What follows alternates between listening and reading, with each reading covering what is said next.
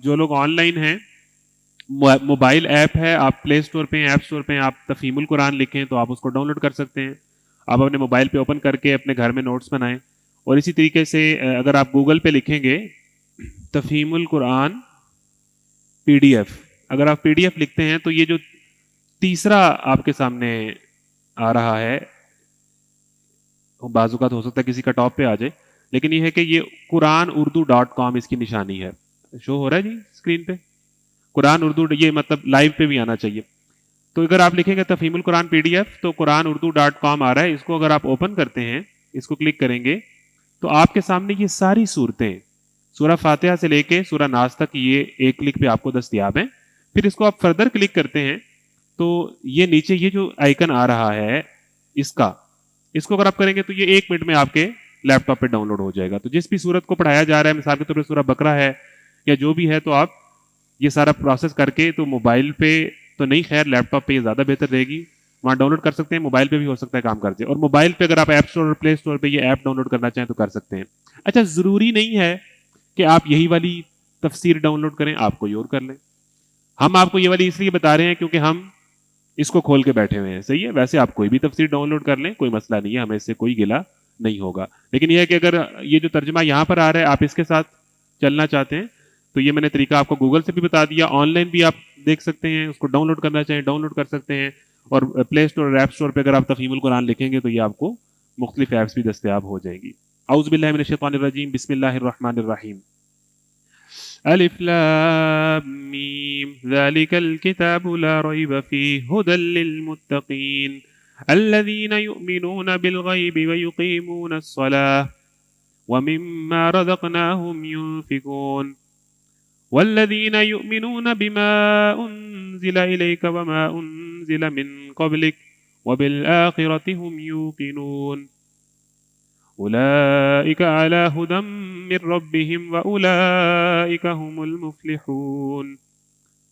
إن الذين كفروا سواء عليهم أأنذرتهم أم لم تنذرهم لا يؤمنون. ختم الله على قلوبهم وعلى سمعهم وعلى أبصارهم غشاوة ولهم عذاب عظيم. صدق اللہ العظیم. یہ جی قرآن ہے، اور قرآن جس کو سمجھ آتا ہے اس کے تو وارے نیارے ہیں کہ قرآن کیا اس سے بات کر رہا ہے. سورہ البقرہ مدنی صورت ہے. مدنی صورت ہم نے کل بھی بیان کر دیا. انتظامیہ سے گزارش ہے کہ شور نہ ہو، جو لوگ کھڑے ہیں وہ بیٹھ جائیں اور زیادہ دیر کھڑے نہ رہیں، اور کرسیاں ہلانے کی آوازیں تو بالکل نہ آئیں. سورہ البقرہ مدنی ہے.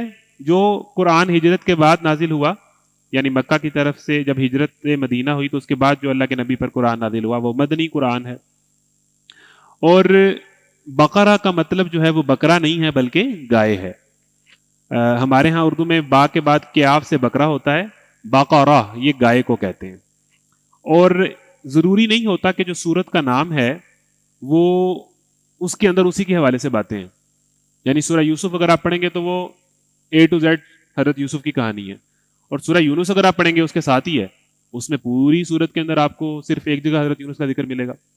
تو کوئی علامت کے طور پر سورت کا نام رکھ دیا جاتا ہے. ضروری نہیں ہے کہ اسی موضوع پر ساری بات ہو رہی ہوگی. ٹھیک ہے نا، کوئی ایک بات، کوئی ایک لفظ، کوئی ایک ذکر بھی ہو سکتا ہے، اور ہو سکتا ہے کہ پوری کہانی بھی ہو. تو وہ ایک علامتی طور پر سورتوں کے نام رکھے گئے. الف لام میم یہ حروف مقطعات ہیں. اس بحث میں جانا کوئی ضروری نہیں ہے کہ اس کا کیا مطلب ہوگا. کچھ لوگ، میں نے کل بھی بات کی تھی کہ قرآن ہدایت کی کتاب ہے. اس سے جب آپ زبردستی کچھ اور اخذ کرنے کی کوشش کریں گے یا جو بات اللہ نے واضح نہیں کی اس میں آپ گھسنے کی کوشش کریں گے تو آپ گمراہ ہوں گے.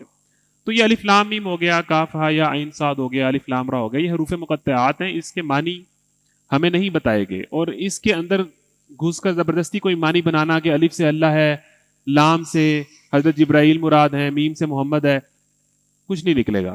کیونکہ قرآن جو ہدایت دے رہا ہے وہ اگلی آیت میں آپ کو مل جائے گی. یہاں پر کوئی ایسی چیز نہیں چھپی جو آپ نے زبردستی نکالنی ہے. تو چونکہ اس چیز کے متعلق ہمیں نہیں بتایا گیا، اور ویسے بھی عربی اسلوب کے اندر یہ چیز تھی، تو جو کفار مکہ تھے انہوں نے ہر بات پہ یہ اعتراض کیا کہ بھئی یہ کیوں ہے، یہ کیوں ہے، یہ آیت کا کیا مطلب ہے، یہ کیا بات ہے، اللہ تعالیٰ قرض کیوں مانگ رہا ہے، آپ یہ کیوں کہہ رہے ہیں. انہوں نے ہر بات پہ اعتراض کیا ہے، لیکن انہوں نے بھی الف لام میم کاف ہا یا سین سات پہ اعتراض نہیں کیا کہ یہ کیوں ہے. ٹھیک ہے نا، یہ عربی اسلوب میں بھی پاسبلٹی ہے، لیکن خیر یہ ہمارا موضوع نہیں ہے. ذالک الکتاب لا ریب فیہ، یہ وہ کتاب ہے جس میں کوئی شک نہیں ہے. یہ جو قرآن آپ کے سامنے پڑا ہے، یہ اللہ نے آپ تک پہنچایا ہے، اور اللہ اب کہہ رہا ہے کہ یہ وہ کتاب ہے جس میں کوئی شک نہیں. اب آپ بڑے متوجہ ہو جائیں بڑے غور سے. سورہ بقرہ ہم نے پوری گو تھرو کرنی ہے آج، جگہ جگہ سے جو جو لیسنز ہیں ہم نے نکالنے ہیں. اور یہ قرآن کی سب سے بڑی سورت ہے، 28 سپاروں پر مشتمل ہے، اور یہ آپ کہہ لیں کہ پورے قرآن کا اگر سورہ فاتحہ مرکزی خیال ہے 7 لائنز کے اندر، تو پورے قرآن کا جو خلاصہ ہے وہ قدر بڑا ہوتا ہے، وہ سورہ البقرہ ہے. تو یہ وہ کتاب ہے جس میں کوئی شک نہیں ہے. اب یہاں سے ہم 3 معنی تو فوری طور پر سمجھ لیں. کہ پہلی بات یہ کہ اللہ تعالیٰ، آپ لوگ ماشاءاللہ سارے اسٹوڈنٹس ہیں، آپ کے بیگوں میں کتابیں ہیں، آپ یونیورسٹی سے آئے ہیں، آپ کتابوں سے ہی آپ کا لینا دینا ہے. جیسے ہی آپ نے قرآن کھولا، تو کل جب آپ نے قرآن کھولا تو آپ کے منہ سے نکلا الحمدللہ. اور الحمدللہ ایک جب ہم کہتے ہیں نا اوسم یا واو یا سبحان اللہ، یعنی ایک ایسی چیز جس سے انسان بڑا مروب ہو جائے اور اس چیز کا جو ہے روب ہے وہ اس کو اپنی اس کے اندر لے لے. جیسے کوئی بہت خوبصورت منظر دیکھا ہے تو انسان کہتا ہے سبحان اللہ یا اوسم یا واو، یہ جو اندر سے یہ الفاظ نکلتے ہیں. تو قرآن گویا ایک ایسا خزانہ ہے کہ جب ہم نے اس کو کھولا تو اس کا یہ جو روشنی تھی تو ہمارے منہ سے نکلا الحمدللہ، واو، اوسم، کیا کمال ہے. اور اسی بات پر یہ شکر کے الفاظ بھی ہیں کہ تعریف اس اللہ کی جس نے ہمیں سب سے بڑی نعمت قرآن دی. اور اس کے بعد اگر آپ آگے بڑھیں تو چونکہ آپ لوگ سارے کتابیں پڑھتے رہتے ہیں، تو جب آپ نے یہ قرآن کھولا تو اللہ تعالیٰ نے آپ کو پہلی بات یہ کہی کہ یہ ہے وہ کتاب جو تمہیں پڑھنی چاہیے تھی. تم ساری زندگی کون سی کتابیں پڑھتے رہے ہو؟ یہ ہے وہ کتاب جو آپ کو پڑھنی چاہیے تھی، جو آپ کو سمجھنی چاہیے تھی، جس کا آپ کو اوڑھنا بچھونا ہونا چاہیے تھا. یہ ہے وہ کتاب. اور اسی طریقے سے جب آپ ذالکہ کا مطلب تو ہوتا ہے وہ دور کا اشارہ نا، ہاذا کا مطلب ہوتا ہے یہ. تو خیر اس پہ بہت ساری لوگوں نے باتیں کی ہیں کہ ذالکہ لفظ کیوں یوز کیا ہے، کیونکہ ہاذل کتاب تو میرے سامنے پڑی ہے، ساتھ ہے، دور اگر ہو تو وہ ذالکہ ہونا چاہیے. خیر اللہ تعالیٰ ان چیزوں کا محتاج نہیں ہے، یہ اللہ کا کلام ہے. لیکن یہ ہے کہ اگر ہم اس کو یوں سمجھیں کہ یہ وہ کتاب ہے، تو یہ اس طرح کا جملہ بنتا ہے کہ کوئی چیز گمی ہوئی ہو، کوئی چیز آنکھوں سے اوجھل ہو. لیٹس سپوز آپ کی کوئی انگوٹھی ہے جو بڑی امپورٹنٹ ہے، تو وہ آپ کو مہینہ ہو گیا نہیں مل رہی. ایک دن بیڈ کے نیچے سے صفائی کرتے ہیں تو وہ انگوٹھی نکل آتی ہے. تو انگوٹھی تو آپ کے پاس ہے، لیکن آپ ایکسائٹمنٹ میں کہو گی یہ ہے وہ انگوٹھی جس کو میں ڈھونڈ رہی تھی. ٹھیک ہے نا جی؟ یعنی کہ ہے تو آپ کے پاس ہی، لیکن یہ ہے کہ کوئی چیز جو آپ کو خوش کر دے، آپ کو ایکسائٹمنٹ دے دے، یہ ہے وہ کتاب. ہم اس کو یوں بھی سمجھ سکتے ہیں کہ جس میں کوئی شک نہیں ہے. تو پہلی بات یہ کہ آپ ساری زندگی کون سی کتابیں پڑھتے رہے ہو، یہ ہے وہ کتاب جو تمہیں پڑھنی چاہیے تھی. یہ ہے وہ کتاب جو تمہیں سکون دے گی، تمہیں ڈپریشن سے نجات دے گی، تمہاری زندگی کے مسئلے حل کرے گی. تم کن چیزوں کی طرف بھاگ رہے ہو؟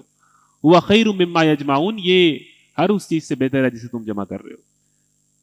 پھر دوسرا یہ ہے کہ ذالک الکتاب لا ریب فیہ کے اندر جو پہلا جملہ ہے قرآن کا، اللہ تعالیٰ نے بڑے واضح انداز میں کہا کہ اس میں کوئی غلطی نہیں ہے، اس میں کوئی ریب نہیں ہے، اس میں کوئی شک نہیں ہے، اس میں کوئی نقص نہیں ہے. جتنی بھی دنیا میں کتابیں لکھی جاتی ہیں نا، مصنفین اپنی کتاب کے پہلے صفحے پہ لکھتے ہیں کہ اس کتاب میں غلطی کی گنجائش موجود ہے. کوئی پرنٹنگ کی غلطی ہو سکتی ہے، اس کے علاوہ اگر کوئی غلطی ہے، میری ریسرچ کے مطابق اگر آپ کو کوئی چیز غلط لگے تو آپ ادارے کو آگاہ کریں. لیکن یہ واحد ایسی کتاب ہے کہ جس کا مصنف اس کے پہلے صفحے پہ دیباچے پہ ہی کہہ رہا ہے کہ اس کتاب میں کوئی غلطی نہیں.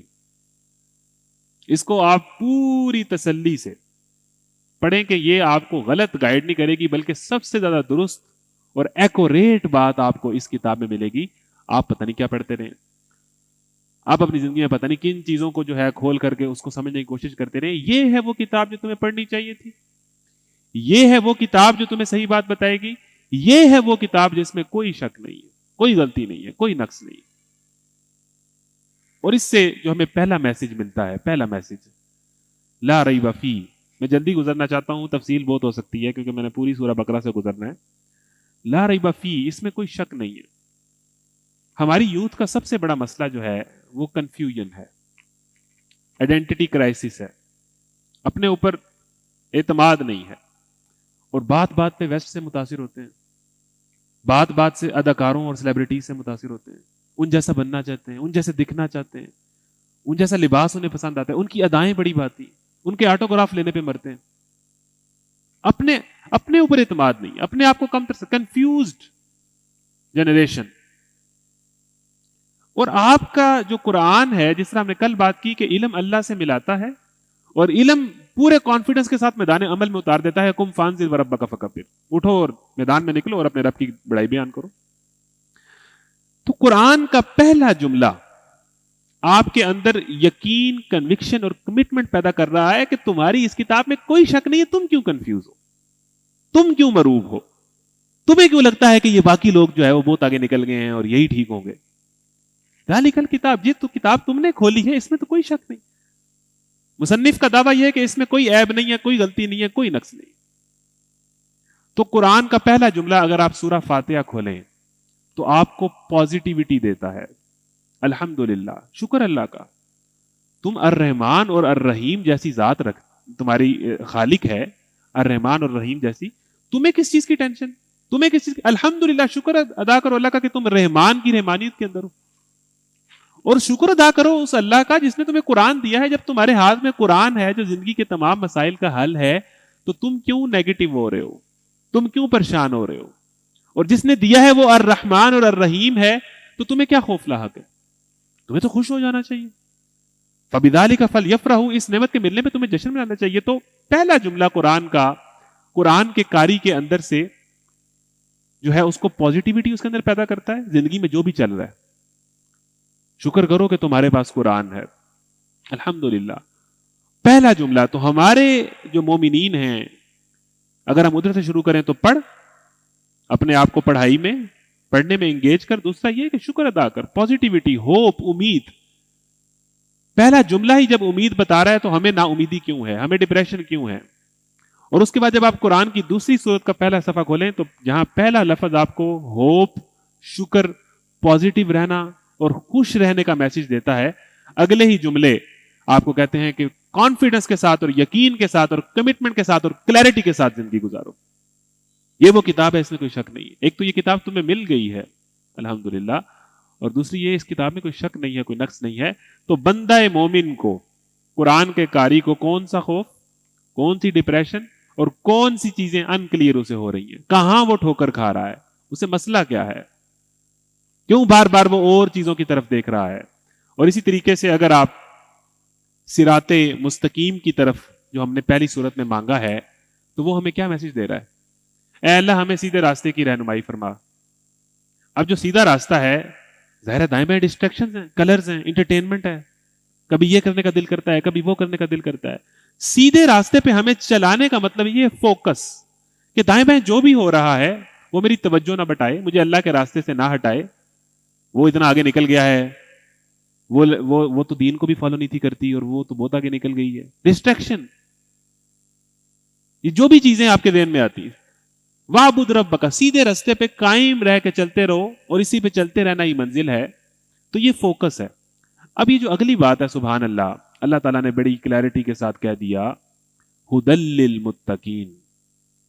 اس میں ہدایت ہے، کہاں گیا جی، متقین کے لیے. یہ جو جملہ ہے یہ بڑا امپورٹنٹ ہے، اس کو سمجھنا. الف لام میم ذالک الکتاب لا ریب فیہ، یہ آ گیا ہدی للمتقین. پہلی چیز، لوگوں کو یہ ہوتا ہے کہ کسی طریقے لوگ میری کتاب پڑھیں، کسی طریقے یہ کتاب بک جائے. اس کتاب کا مصنف پہلے جملے میں کہہ رہا ہے ایک تو اس میں کوئی غلطی نہیں ہے، کوئی شک نہیں ہے، کوئی عیب نہیں ہے، کوشش بھی کرو گے تو نہیں نکلے گی. اس کانفیڈنس کے ساتھ اس کو پڑھو. اور دوسری بات ساتھ ہی یہ کہہ رہا ہے کہ یہ کتاب ہر عیب سے پاک ہے، لیکن اس سے ہدایت کوئی نہیں پائے گا.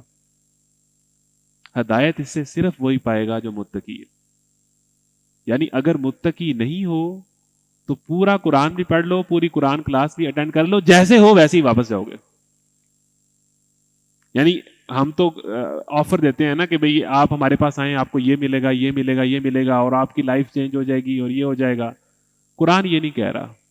قرآن کہہ رہا ہے کہ یہ کتاب تو تم جس مرضی چیز سے کمپیئر کر لو، اس کے مقابلے میں یہ رب العالمین کی کتاب ہے، کوئی اس کے قریب بھی نہیں آئے گا. لیکن سٹل ہدایت اس سے آپ کو نہیں ملے گی. جتنا مرضی اچھا اسپیکر ہو، جتنی مرضی اچھی قرآن کلاس ہو، متقی کو اس سے ہدایت ملے گی. متقی کیا ہوتا ہے؟ متقی وہ ہوتا ہے نمبر 1 جس کے دل کے اندر ایک آگ لگی ہوئی ہو کہ دنیا میں جو چل رہا ہے وہ صحیح نہیں ہے، یا میں جو زندگی گزار رہا ہوں وہ صحیح نہیں ہے. اسے ایک ٹینشن ہو، ایک فکر لاحق ہو کہ صحیح بات کیا ہے.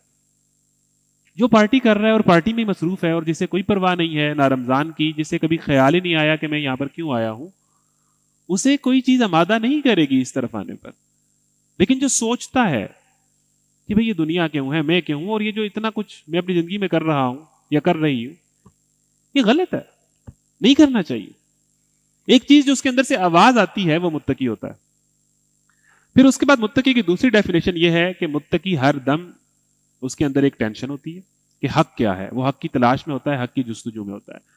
اور دوسری بات یہ ہے کہ جب اسے حق مل جائے، جب اسے حق کا پتہ چل جائے، حق مل جائے، تو وہ بزدل نہیں ہوتا، وہ اس حق پر چلنے کا فیصلہ کر دیتا ہے، چاہے اس کے دوست جائیں، چاہے اس کے یار جائیں، چاہے اس کو فیملی میں مخالفت ملے. یہ 2 صفات ہیں متقی. نمبر 1 وہ حق کی تلاش میں ہوتا ہے. نمبر 2 دا مومنٹ اسے حق مل جاتا ہے تو ہی شی ہیز دا کریج، اس میں یہ حوصلہ ہوتا ہے کہ اب میں نے یہ کرنا ہے. اگر یہ 2 صفات آپ میں نہیں ہیں تو جیسے ہیں ویسے ہی جائیں گے 10 دن بعد. اس میں ہدایت متقین کے لیے. تو ہم متقی ہیں، میں یہ سمجھتا ہوں کہ آپ متقی ہیں، اس لیے آپ اس قرآن کلاس میں بیٹھے. جو سرٹیفکیٹ کے لیے آیا ہے وہ متقی نہیں ہے. گو کے سرٹیفکیٹ ملے گا، لیکن جسے ٹینشن سرٹیفکیٹ کی ہے نا اور نمبر کم زیادہ کی ہے وہ متقی نہیں ہے. قرآن کلیئر کر رہا ہے، پوری کلاس میں نمبر بھی پورے آ جائیں گے، سرٹیفکیٹ بھی سب سے پہلا تمہارا ہوگا، ہدایت نہیں ملے گی. لو کر لو گال. قرآن کلب کی آرگنائزیشن چلاتے ہوئے میں یہ بات کر رہا ہوں، حالانکہ مجھے یہ کہنا چاہیے کہ زیادہ سارے لوگ ہیں سرٹیفکیٹ ملے گا، لیکن قرآن مجھے یہ بات نہیں کہنے دیتا. قرآن کہتا ہے کہ اس سے متقی کو ہدایت ملے گی. ہو سکتا ہے سب کچھ لے کے چلا جائے، فیڈ بیک بھی بہت اچھا دے دے، کلاس بھی بہت کامیاب ہو جائے، لیکن ہدایت اس میں سے اسی کو ملنی ہے جو متقی ہے. اور متقی کی 2 صفات ہیں، وہ حق کی تلاش میں ہو، اور جب اسے حق نظر آ جائے تو پھر وہ اتنا بزدل نہ ہو کہ اس پہ چل نہ سکے. گھر میں ایسے ہے، دوست ایسے کرتے ہیں، میں کیا کروں گی، میرے میں تو کانفیڈنس ہی نہیں ہے. قرآن کہہ رہا ہے کانفیڈنس ملے گا، ذالک الکتاب لا ریب فیہ. اس میں ہدایت ہے متقین کے لیے، یہ اتھو پتھو ایرے گہرے کے لیے نہیں ہے. تو اب اس بات کو آگے بڑھیں کہ متقی کو جب ہدایت ملے گی اس کتاب سے اور اس کے علاوہ دوسروں کو یہاں سے کچھ نہیں ملنے والا، تو اگلی بات اللہ تعالیٰ کرتا ہے وہ بڑی زبردست ہے. یہ کہاں چلا جاتا ہے ایک تو بڑا الذین یؤمنون بالغیب. یہاں پر میں بات کرنا چاہتا ہوں اور پھر میں اپنی بات کو جلدی سے آگے بڑھانا چاہتا ہوں کہ وہ متقی ہے، وہ اس سے ہدایت پائے گا کہ جس میں یہ حوصلہ ہو کہ وہ غیب پر ایمان لے آئے، جو غیب پر ایمان لے آئے گا. دیکھیں سائنس ہے نا، ہم نے کل پڑھا کہ ہمارے علم کی بنیاد کیا ہے؟ پڑھ، وہ پڑھائی پڑھ جو تجھے اپنے رب سے جوڑ دے. سائنس کبھی بھی آپ کو یہ نہیں کہے گی کہ رب ہے، وہ کہے گی اٹس نیچرل لا، یہ کچھ نیچرل قوانین ہیں جن کے تحت یہ دنیا چل رہی. ہمارے جو دین کی فاؤنڈیشن ہے اس کا آغاز غیب سے ہو رہا ہے. سائنس سائنٹیفک میتھڈ بیس کرتا ہے آبزرو ڈیٹا پر، جو 5 سینسز میں آتا ہو، جسے آپ ٹچ کر سکیں، جسے آپ سونگ سکیں، جسے آپ دیکھ سکیں، جسے آپ سن سکیں، جسے آپ چھو سکیں. 5 سینسز میں جو چیز آتی ہے سائنس کے مطابق وہ چیز ایگزسٹ کرتی ہے. آبزرویشن میں آ گئی ہے، آبزرویشن 5 سینسز سے ہوتی ہے. اگر وہ اس میں یعنی خوشبو ایگزسٹ کرتی ہے کیونکہ میں سونگ لیتا ہوں، ٹھیک ہے نا، اور ذائقہ ایگزسٹ کرتا ہے کیونکہ مجھے مالٹے کا اور ذائقہ آتا ہے، امرود کا اور ذائقہ آتا ہے. یہ میں محسوسات میں آ رہی ہے، یہ چیز 5 سینسز میں آ رہی ہے. سائنس کے نزدیک وہ ہے. جو 5 سینسز میں نہیں آ رہا، سائنس اس کو نہیں مانتی.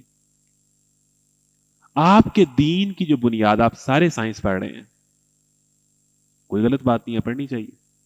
الذین یؤمنون بالغیب، لیکن ہمارے پڑھا تھا کہ پڑھ اپنے رب کے نام سے جس نے پیدا کیا. میڈیکل سائنس تو وہ بھی ہے جس نے خون کے اس سے کلاٹ سے پیدا کیا آپ کو, جمے ہوئے خون سے. لیکن ادھر اللہ تعالیٰ کہہ رہا ہے کہ قرآن کو اگر آپ بہت سائنٹیفک اپروچ سے کرو گے نا, پڑھو گے کہ مجھے ہر چیز نظر آئے, محسوس ہو, مجھے دکھائیں قبر کا عذاب, مجھے دکھائیں, یہ غیب ہے. یعنی ایک ہوتے ہیں نا کہ اس کلاس یا اس قرآن سے مستفید ہونے کے لیے کچھ لازمی چیزیں جو آپ میں ہونی چاہیے, وہ فاؤنڈیشن قرآن آپ کی رکھ رہا ہے کہ ایک تو یہ دنیا اس سے سچی کتاب اور کوئی نہیں, دوسرا اس میں ہدایت اسی کو ملنے کی جو فیصلہ کر کے آیا, اس نیت سے آیا, کسی اور نیت سے آیا ہدایت نہیں لے کے جائے گا, باقی جو لے کے جائے گا وہ لے جائے گا. اور نمبر 3 کے غیب پر ایمان. اللہ 5 سینسز میں محسوس نہیں ہوتا.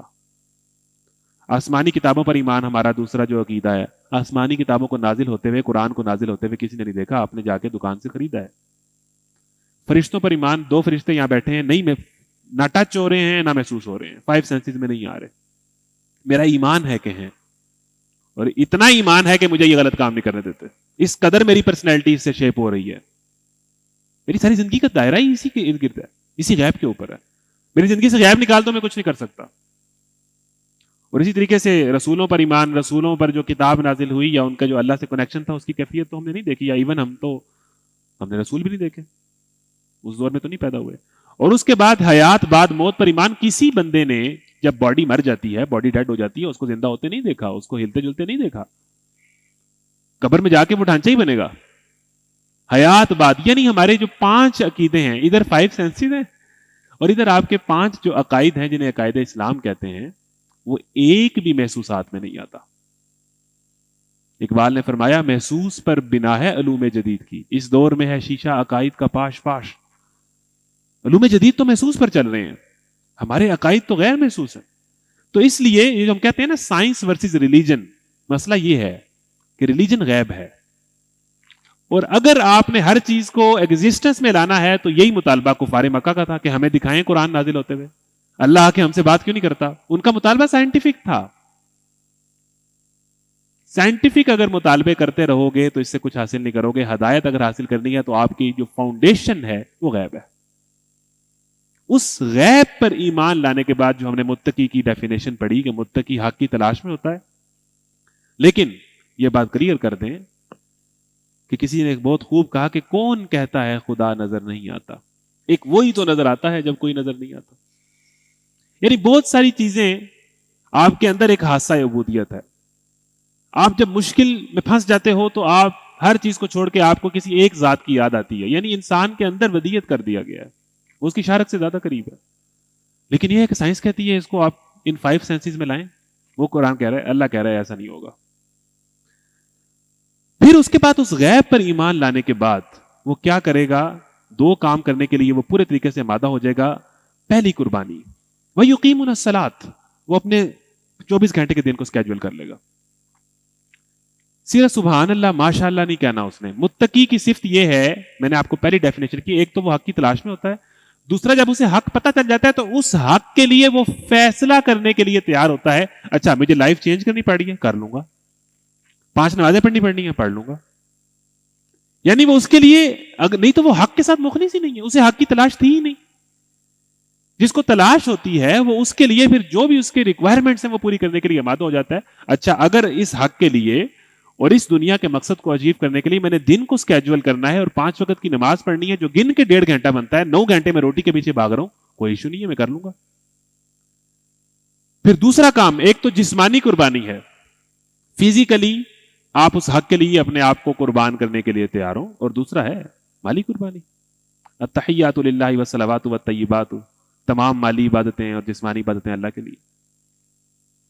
تو 2 چیزوں کے لیے وہ تیار ہو جائے, ایک اپنی ذات کو سکیجول کرنے کے لیے تیار ہو جائے, دوسرا جو اس کے ساتھ چیزیں ایسوسیٹ ہیں, وہ مما رزقناہم, جو اسے ہم نے دیا ہے وہ اس کو خرچ کرنے کے لیے تیار ہو جائے. اس کو صلاحیتیں دی ہیں, اس کو رزق, اگر آپ صرف روٹی کے معنی ملے, حالانکہ رزق ہر وہ چیز ہے جو اللہ نے دی ہے, وہ اس رزق کو, اولاد رزق ہے, آپ کو دی ہوئی صلاحیت رزق ہے, آپ کا مال رزق ہے, آپ کی عزت رزق ہے, آپ کا سوشل میڈیا اکاؤنٹ رزق ہے, آپ کا واٹس ایپ اسٹیٹس رزق ہے, وہ اس کو اس مقصد کے لیے خرچ کرنے کے لیے تیار ہو جائے. فزیکل یعنی ایمان کی کتنی بڑی کمزوری ہے کہ ایک بندہ اللہ پر ایمان رکھتا ہو, یہ مانے کہ مرنے کے بعد زندگی ہوگی, اور اس نظریے پہ وہ ساری زندگی گزارتا ہو, اور اس نظریے کے لیے وہ دن میں 5 ٹائم وقت نہ نکال سکتا ہو, اور وہ کہے کہ میں مومن ہوں. یعنی آپ کی کمٹمنٹ اپنے ہی فلسفے سے نہیں ہے. کمٹمنٹ جس چیز کے لیے آپ سے ہے, وہ یونیورسٹی سے اگر ہے آپ 6 گھنٹے نکال رہی ہو, جاب سے اگر ہے آپ 9 گھنٹے نکال رہی ہو, دین سے کمٹمنٹ ہے. مسلمان ہیں آپ, نماز دین کی بنیاد ہے. من ترک الصلاۃ متعمدا فقد کفر, جس نے جان بوجھ کر ایک نماز چھوڑی اس نے کفر کیا. یعنی ایمان کی کمزوری کی کتنی بڑی دلیل ہے کہ جس بات کو آپ حق مان رہے ہیں اس کے لیے آپ دن میں 1 گھنٹہ نہیں نکال رہے, اور جب اسے ہدایت نظر آ جائے تو پھر فیصلہ کرنے سے کوئی چیز نہ روکے. لائف چینج کرنی ہے, تھاٹ پروسیس چینج کرنا ہے, مائنڈ سیٹ چینج کرنا ہے. لوگوں کو اپنی زندگی میں کس کو اہمیت دینی ہے کس کو نہیں دینی کر لیتے ہیں. جب حق یہ ہے اور زندگی اور موت اس نے دی ہے تو کر لیتے ہیں. اگر یہ فیصلہ کرنے کی صلاحیت نہیں ہے تو سبحان اللہ ماشاء اللہ کہتے رہو گے, پوری قرآن کلاس گزر جائے گی, کچھ بھی نہیں ہوگا. قرآن کلیئر کر رہا ہے, یہ وہ کتاب ہے جس میں کوئی شک نہیں ہے, یہ وہ کتاب ہے جو تمہیں پڑھنی چاہیے, یہی وہ کتاب ہے جو تمہیں ڈپریشن سے, زندگی کے مسائل سے نکالے گی, لیکن اس میں ہدایت متقی کے لیے. کچھ تم نے بھی تو کرنا ہے. اور اس کے بعد اگر ہم آگے بڑھیں تو والذین یؤمنون بما انزل الیک وما انزل من قبلک, جو ایمان لاتے ہیں جو نازل ہوا اس سے پہلے اور جو اب نازل ہوا پچھلے رسولوں پر, اور آخرت پر یقین رکھتے ہیں. اولئک علی ھدی من ربہم واولئک هم المفلحون, یہ وہ لوگ ہیں جو ہدایت پر ہیں, اور یہی لوگ کامیاب ہوں گے. یعنی متقی بندہ جو اس سے ہدایت پا جائے گا, اللہ تعالیٰ کہتا ہے یہی وہ لوگ ہیں. 8 ارب انسانوں کو علیحدہ کر کے کہتا ہے یہی وہ لوگ ہیں جو کامیاب ہوں گے. باقی سب ناکام ہیں, جتنے مرضی پیسے ہیں, جتنی مرضی پرسنالٹی. جس نے زندگی اور موت اس کو بھی دی ہے اور ہمیں بھی دیا, اس کے نزدیک فلاح کیا ہے, یہ پیچھے ساری کیٹیگری بیان ہو گئی. آگے بڑھے تو اس کے بعد ان الذین کفروا, یہ دوسری کیٹیگری ہے. سواء علیہم, ان پر برابر ہے. انذرتہم ام لم تنذرہم, تم انہیں ڈراؤ یا نہ ڈراؤ, وہ ماننے والے نہیں ہیں. اللہ نے ان کے دلوں اور ان کے کانوں پر مہر لگا دی ہے اور ان کی آنکھوں پر پردہ پڑ گیا ہے, وہ سخت سزا کے مستحق ہیں. آپ حیران ہوں گے 2026 میں ہم قرآن پڑھ رہے ہیں, 14 صدیاں پہلے یہ نازل ہوا ہے. اللہ تعالیٰ کہتا ہے کہ جو غیب پر ایمان نہیں لے کے آتا, اصل میں وہی اپنی 5 سینسز کو استعمال نہیں کرتا. ان کے کانوں پہ مہر لگائی, ان کی آنکھوں پہ مہر لگائی, ان کے دلوں پر مہر لگا دی. کہنے کو وہ بڑا لاجیکل بنتا ہے کہ ہم جو نظر آتا ہے نا اس پر بلیو کرتے ہیں, یہ کہانیاں ہمیں نہ سناؤ. اللہ تعالیٰ کہتا ہے کہ ایکچولی اپنی آنکھ کو وہی استعمال نہیں کرتا جو غیب پر ایمان نہیں لاتا. اسے خدا نظر نہیں آتا. کیسے اسے خدا نظر نہیں آ سکتا؟ تھوڑا سا عقل استعمال کرے تو اسے خدا نظر آئے گا. کائنات پہ غور و فکر نہیں کرتا. اس نے اپنے کانوں کو نہیں استعمال کیا, اس نے اپنی آنکھوں کو نہیں استعمال کیا. ختم اللہ علی قلوبہم وعلی سمعہم وعلی ابصارہم, 5 سینسز تو انہوں نے استعمال کر لی جو غیب پر ایمان لے آئے. اور اس کے بعد آگے چل کر ان کو جب یہ مزید ڈھیٹ ہو جاتے ہیں تو اللہ تعالیٰ کیا کہتا ہے, بڑا مشہور الفاظ ہے قرآن کے, سمم بکمن امیون, یہ اندھے ہیں, یہ بہرے ہیں, یہ گونگے ہیں. تانا ہمیں دیتے ہیں کہ نہ نظر آنے والے پر ایمان رکھتے ہو, ایکچوئل میں اندھے یہ ہیں. سورہ یاسین میں آتا ہے ہم نے ایک دیوار ان کے آگے لگائی, ایک دیوار ان کے پیچھے لگائی, یہ کچھ نہیں دیکھتے. تو کس طریقے سے اس سائنس کے دور کے اندر اللہ تعالیٰ مسلمان نوجوان نسل کی فاؤنڈیشن کلیئر کر رہا ہے کہ بھئی غیب پر ایمان آپ کا دین ہے, آپ کا نظریہ ہے, آپ کا فلسفہ ہے. اس کے تحت آپ دنیا کے اندر علم میں, اے آئی میں, ٹیکنالوجی میں انقلاب لیں, جہاں مرضی جائیں, جتنا مرضی کریں, کوئی لڑائی نہیں ہے. لیکن اللہ کے تحت, اللہ سے کرے دور تو تعلیم بھی فتنہ. اب یہ جو دوسری کیٹیگری ہے, یہ وہ لوگ ہیں کہ جن کے سامنے یہ دعوت پیش ہوئی, انہوں نے اس سے ہدایت نہیں پائی, متقی نہیں تھے, انہوں نے الٹا کیا کیا, انکار کر دیا. یہی غلط ہے. اللہ نے ان کے دلوں پر, جب انہوں نے اپنی آنکھ کا, کان کا, دل کا جس کام کے لیے استعمال کرنے تھے اس کے لیے نہیں استعمال کیا بلکہ ہینڈ فری لگا لی, اللہ نے ان کے دلوں اور ان کے کانوں پر مہر لگا دی اور ان کی آنکھوں پر پردہ پڑ گیا, وہ سخت سزا کے مستحق ہیں. یہ ہے دوسری کیٹیگری. اب ہے تیسری کیٹیگری, اور جو تیسری کیٹیگری ہے اس پہ شاید تھوڑا سا وقت لگ جائے. یہ بڑی عجیب کیٹیگری ہے.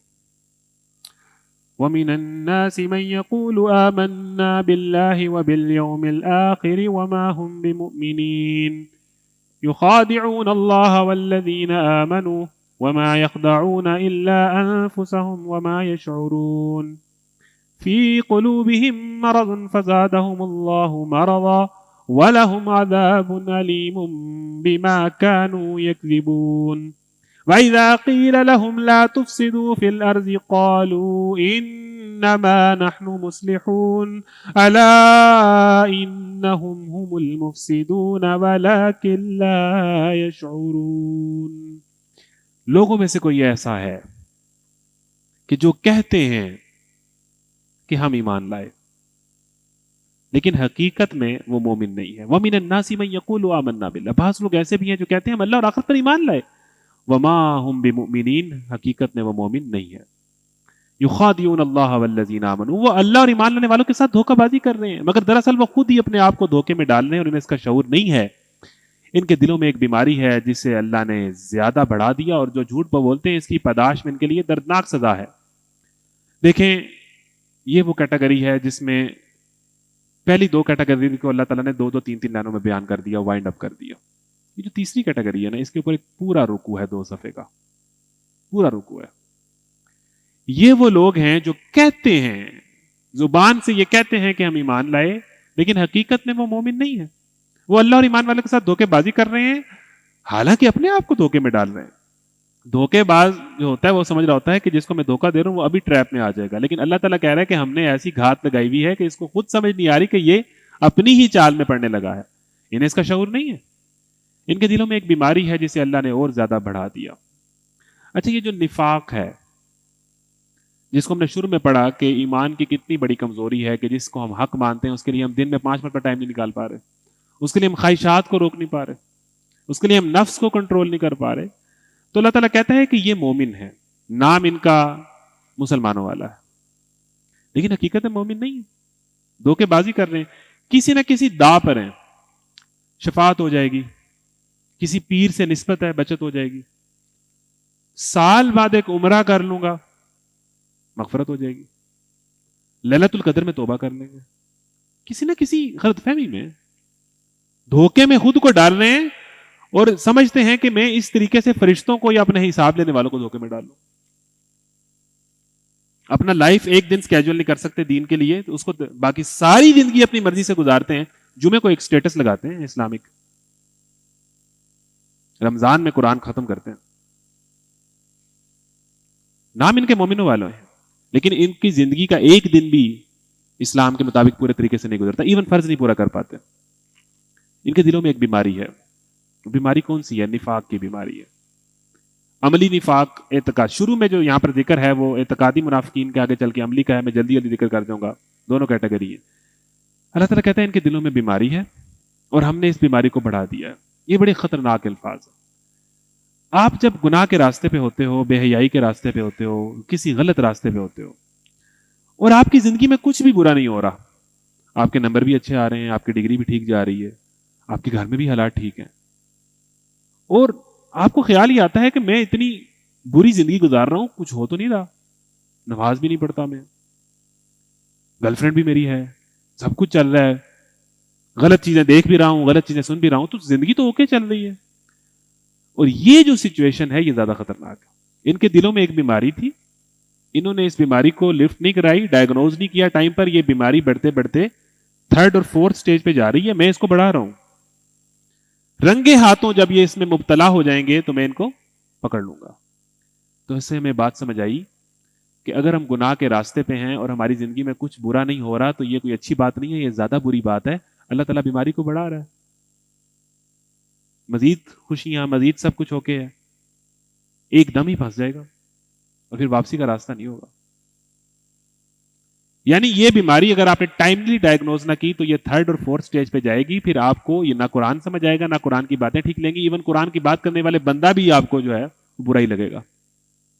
ابھی پہلی سٹیج پہ, ابھی تو حوصلے سے سن رہے ہیں, آپ باتیں سن رہے ہیں, برداشت کر رہے ہیں, قبول کر رہا ہے, کسی لیول پر آنکھ کان جسم یہ باتیں قبول کر رہا ہے.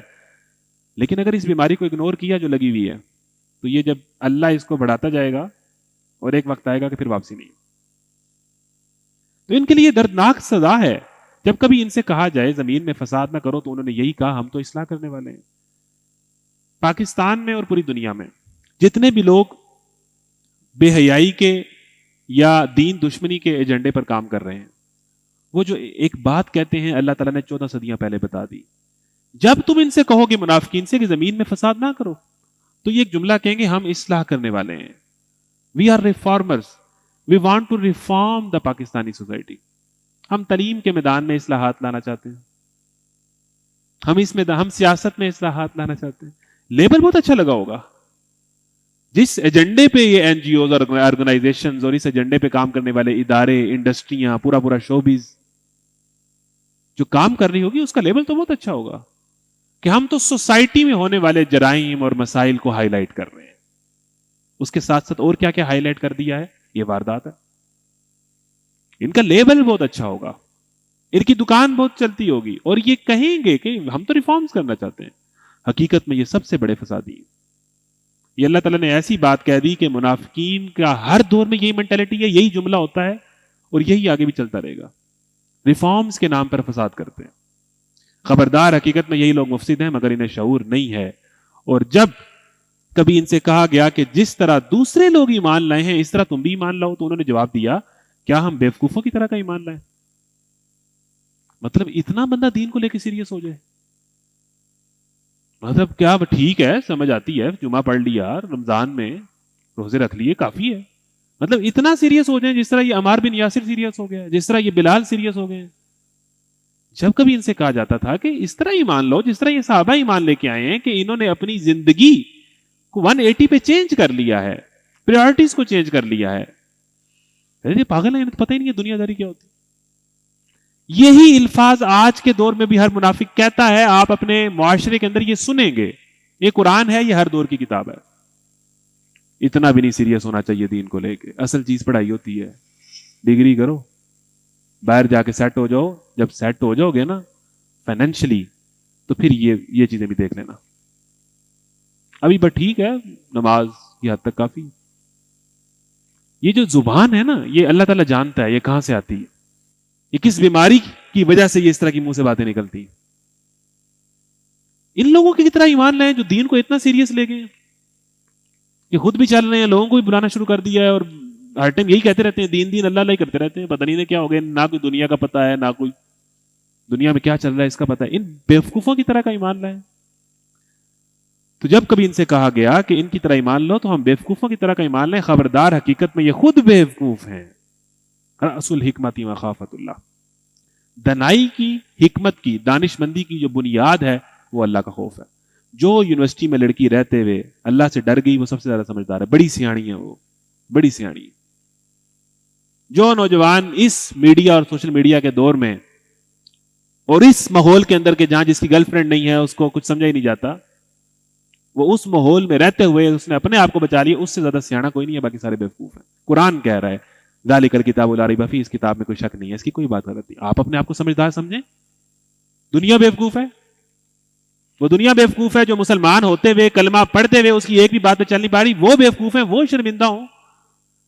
قرآن آپ کے اندر کانفیڈنس پیدا کرتا ہے, کمٹمنٹ پیدا کرتا ہے, فوکس پیدا کرتا ہے کہ جو اس راستے کو یا اس بات کو سیریس نہیں لے رہے اور اپنی زندگی کو اس کے مطابق چینج نہیں کر رہے, وہ بیوقوف ہیں. تم سب سے زیادہ سمجھدار ہو. حقیقت میں یہ لوگ بوف ہیں جو کہتے ہیں ہمیں پتہ ہے دین کو کتنا لے کے چلنا ہے اور دنیا داری کتنی کرنی ہے, ہمیں نہ بتاؤ. حقیقت میں یہ لوگ بیوقوف ہیں. جب یہ اہل ایمان سے ملتے ہیں تو کہتے ہیں ہم ایمان لائے ہیں, اور جب علیحدگی میں اپنے شیطانوں سے ملتے ہیں تو کہتے ہیں اصل میں تو ہم تمہارے ساتھ ہیں اور ان لوگوں سے محض مذاق کر رہے ہیں. اچھا, اس میں ایک تو بات یہ ہے کہ شیطان جو ہیں وہ جنوں میں بھی ہوتے ہیں, انسانوں میں بھی ہوتے ہیں. شیاطین الجن والانس, جو انسان شیطان کے ایجنڈے پہ چل رہا ہے, جو انڈسٹری شیطان کے ایجنڈے کو پروموٹ کر رہی ہے, جو دوست وہی آپ کو کام کرنے کا کہتا ہے جو ایگزیکٹلی شیطان کہتا ہے, وہ شیطانوں میں سے. تو ایک تو جب یہ اپنی کمپنی میں جاتے ہیں, ایک تو ان کا کچھ لوگوں کے تو معاملات اس طرح کے ہیں کہ ان کا ڈائریکٹ رابطہ ہی شیطانوں سے ہے, یا ان پاورز اور ان طاقتوں کے ساتھ ہے جو دنیا کو ایک اور طریقے کا دنیا بنانا چاہتی ہیں. جب ان گیم چینجرز یا پلانرز سے جا کے ملتے ہیں تو کہتے ہیں یہ لیڈرز بھی ہو سکتے ہیں, مسلمان ممالک کے لیڈرز بھی ہو سکتے ہیں. کہ جب ان کے پاس جاتے ہیں تو انہیں کہتے ہیں کہ ہم نے لیبل لگایا ہوا ہے, بس تھوڑا سا ہماری قوم ذرا جذباتی ہے تو کبھی کبھی اسلامک ٹچ لگا دیتے ہیں, اصل میں ہم تمہارے ساتھ ہیں. یہ بات لیڈرز کی بھی ہے. یہ بات ایک عام انسان کی بھی ہے. دینی محفل میں آتا ہے تو بالکل اور ہوتا ہے, استغفر اللہ, سبحان اللہ, ماشاء اللہ, جزاک اللہ. جو ہی اس کی جو دوستوں کا پرائیویٹ واٹس ایپ گروپ ہے وہاں جاتا ہے وہ بالکل اور ہوتا ہے. جو اس کی کلاس کی جو اس کے بڑیز ہیں, جو اس کی کمپنی ہے, وہاں وہ بالکل اور ہوتی ہے. جو ہی اپنے شیطانوں میں جاتے ہیں کہتے ہیں کہ یہ تو بس ایسے ہی ایک سرٹیفکیٹ چلو لے لیتے ہیں, اس کو اتنا میں سیریس نہیں لوں گی, بے فکر ہو جاؤ. جب علیحدگی میں اپنے شیطانوں سے ملتے ہیں تو کہتے ہیں کہ اصل میں تو ہم تمہارے ساتھ ہیں, وہ میں نہیں بدلا, میں تھوڑے یار نہیں ہوں. ہم تو ان سے محض مذاق کر رہے ہیں, اللہ ان سے مذاق کر رہا ہے. وہ ان کی رسی دراز کیے جاتا ہے اور یہ اپنی سرکشی میں اندھوں کی طرح بھٹکتے چلے جاتے ہیں. تو آگے بڑھیں تو اس کے بعد آتا ہے اولئک الذین اشتروا الضلالۃ بالہدی. یہ وہ لوگ ہیں جنہوں نے ہدایت کے بدلے گمراہی خریدی. فری مسجد میں جانا قبول نہیں کیا اور پے کر کے نیٹ فلکس کی ممبرشپ لی, پے کر کے. انہوں نے ہدایت کے بدلے گمراہی کو ایفٹ کر کے خریدا, ایفٹ کر کے اس کے لیے انویسٹمنٹ کی. ہم اپنے آپ کو بہت اچھا کر رہے ہیں, بہت کچھ سیکھ رہے ہیں, بہت خوبصورت بنا رہے ہیں, لینگویجز پہ بہت زیادہ کام کر رہے ہیں. کیا گول ہے؟ لڑکیاں متاثر ہو جائیں. کیا گول ہے کہ میں یہ کام کروں تو مجھے یہ چیز مل جائے. یعنی ہم جو کچھ اپنے آپ کو بہتر بھی کر رہے ہیں اس کا جو ہمارا گول ہے وہ بڑا غلط. الٹیمیٹ گول اللہ کی رضا نہیں ہے.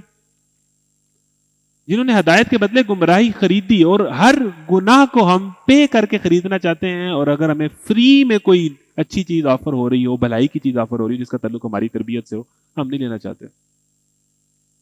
ادھر ابھی کوئی کنسرٹ ہو, 5,000 کا ٹکٹ اس کا لگا ہو, کوئی سیلیبریٹی آ رہا ہو, کون نہیں لے گا, کون نہیں لے گا. اور ادھر ہی کوئی قرآن کلاس ہو اور لوگوں کی منتیں ہو رہی ہوں, کون آئے گا. فری میں ہو رہی ہو, کون آئے گا. سرٹیفکیٹ مل رہا ہو, کون آئے گا. افطار ڈنر ہو رہا ہو, کون آئے گا. یعنی ان کا فوکس اور رجحان اور ان کا جو مزاج ہے جاتا ہی اس طرف ہے, اور اس کے لیے تو وہ پیسے بھی دینے کو تیار. یعنی پیچھے ہم نے ذکر پڑھا کہ متقی وہ ہوتا ہے جو ہدایت کے لیے جسمانی قربانی دینے کو تیار ہو جائے, اور ہدایت کے لیے ہی مما رزقناہم ينفقون مالی قربانی دینے کو بھی تیار ہو جائے. اور جو منافق ہوتا ہے وہ اپوزٹ ہوتا ہے, وہ ہدایت تو فری میں بھی نہیں لینا چاہتا, غلط کام کے لیے وہ پے کرنے کو تیار ہو جاتا ہے. بالکل اپوزٹ پرسنالٹی ہوتی ہے, متقی سے بالکل اپوزٹ پر منافق ہوتا ہے. مگر یہ سودا ان کے لیے نفع بخش نہیں ہے اور یہ ہرگز صحیح راستے پر نہیں ہے. ان کی مثال ایسے ہے جیسے ایک شخص نے آگ روشن کی, جب اس نے سارے ماحول کو روشن کر دیا تو اللہ نے ان کا نور بصارت سلب کر لیا اور انہیں اس حال میں چھوڑ دیا کہ طریقوں میں انہیں کچھ نظر نہیں آتا. یہ بہرے ہیں, گونگے ہیں, اندھے ہیں, یہ اب نہ پلٹیں گے. پہلی مثال اللہ نے یہ دی, آگ جس شخص نے روشن کی ہے اس سے مراد حضور صلی اللہ علیہ وسلم ہے, جنہوں نے ہدایت کی روشنی پھیلائی. جب یہ آگ روشن ہو گئی اور ماحول روشن ہو گیا اور حق و باطل واضح ہو گیا تو اللہ تعالیٰ نے ان کے دیکھنے کی صلاحیت چھین لی اور انہیں اس حال میں چھوڑ دیا, انہیں کچھ نظر نہیں آتا, یہ بہرے ہیں, گونگے ہیں, اندھے ہیں, یہ اب نہ پلٹیں گے. اچھا, یہ جو کیٹیگری ہے نا, یہ وہ کیٹیگری ہے جو اعتقادی منافق ہیں. ان میں جتنی صفات ہیں وہ جو ہم منافقین ہیں, جو عملی طور پہ منافق ہیں, ایمان دل سے رکھتے ہیں لیکن عمل نہیں کر پا رہے. اعتقادی منافق وہ ہوتا ہے کہ جس کا عقیدہ ہی سرے سے ٹھیک نہ ہو, وہ سازشی ذہن سے آیا ہو. سورہ بقرہ چونکہ مدینہ میں نازل ہوئی تھی, مدینہ میں مسئلہ تھا نفاق کا, مکہ میں منافقین نہیں تھے. وہاں تو منافق کیسے ہوتا, جو ایمان لاتا تھا اس پہ اتنی آزمائشیں آتی تھی, منافق بندہ تو ایمان لاتے ہی نہیں تھا. مکی دور میں مومن تھے. مدینہ میں جب اسلام ایک ریاست بنی اور پھر بڑی تعداد میں لوگ شامل ہونے لگے, ایک پاور بنی اسلام, تو اس کے بعد منافقین بھی آنا شروع ہو گئے طاقت کو دیکھ کے اور چڑھتے سورج کو دیکھ کے. تو سورہ بقرہ چونکہ مدنی صورت ہے تو مکی صورتوں میں آپ کو اور مضامین نظر آئیں گے. مدنی صورتوں میں ایک بڑا مسئلہ تھا نفاق کا, منافقین بہت زیادہ داخل ہو گئے تھے مسلمانوں کی مجلس میں. تو اللہ تعالیٰ ان کو آئیڈینٹیفائی کر رہا ہے. تو ایک تو ایسے منافقین تھے کہ جو سازشی ذہن سے آئے تھے, دل سے ایمان نہیں تھے لے کے آئے, کسی ایجنڈے پہ تھے. اور ایک وہ منافق تھے کہ جو ایمان تو بیچارے لائے تھے ہم جیسے, لیکن یہ ہے کہ وہ سچا ایمان نہیں تھا, اس کے لیے کوئی قربانی دینے کے لیے, اپنی لائف کو تبدیل کرنے کے لیے تیار نہیں ہوتے تھے. ویسے اللہ کا نام لیا, رسول کا نام لیا تو صلی اللہ علیہ وسلم کہہ دیا, اتنا کچھ کر لیتے تھے. تو یہ جو پہلی کیٹیگری اللہ تعالیٰ ان کے بارے میں تو کہتا ہے کہ سم بکمن عمیون, اللہ تعالیٰ نے ان کی سماعت بصارت چھین لی ہے. ان کا انجام وہی ہے جو کافروں کا ہے. یہ وہ منافق ہیں جن کے متعلق 5ویں سپارے میں آتا ہے ان المنافقین فی الدرک الاسفل من النار. یہ والے ہیں منافق جو جہنم کے سب سے نچلے گڑھے میں ہوں گے. یہ والی کیٹیگری, یہ بڑی ایکسٹریم کیٹیگری ہے. جو صحیح ذہن سے اسلام ہے جس نے قبول نہیں کیا. تو اللہ تعالیٰ جو پچھلوں کے ساتھ کیا کافروں کے ساتھ جنہوں نے انکار کیا تھا کہ ہم نے سماعت اور بصارت چھین لی، سیم ان کے ساتھ کیا.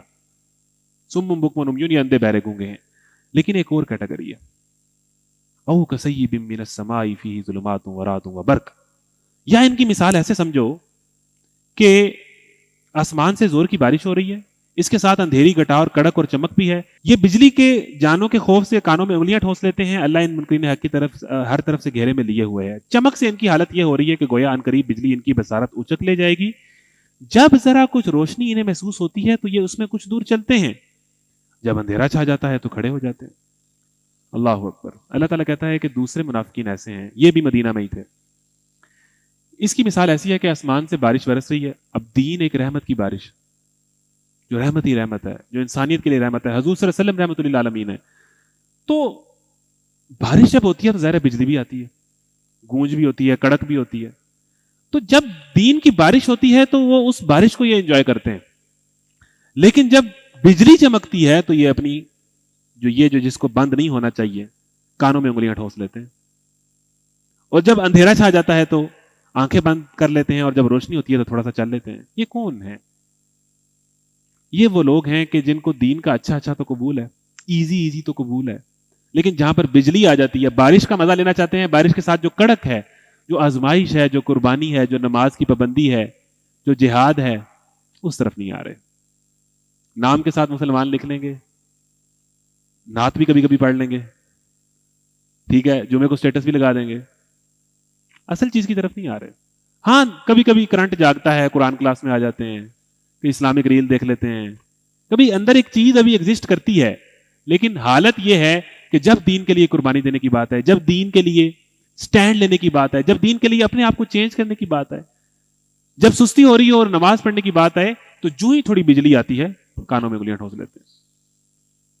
جو ہی کوئی غلط چیز انہیں دیکھنے کو ملتی ہے اس کو پورا مزہ لیتے ہیں، اور ایسے گونگے ہو جاتے ہیں کہ گویا حق بات ان کے کانوں میں، اذان سنتے ہی نہیں.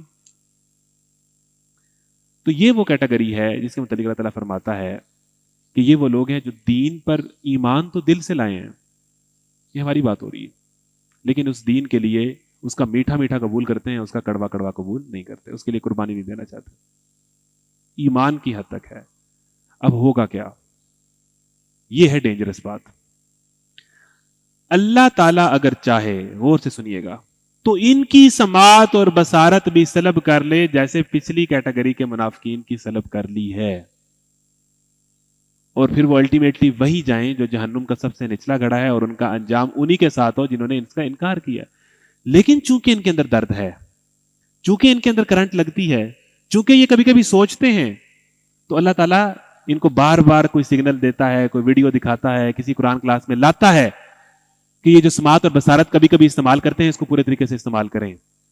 لیکن اگر انہوں نے یہ نہ کیا، میں نے شروع میں بات کی تھی کہ متقی وہ ہے جو ہی قرآن سنے فیصلہ کر لے کہ میں نے اب یہ کرنا ہے.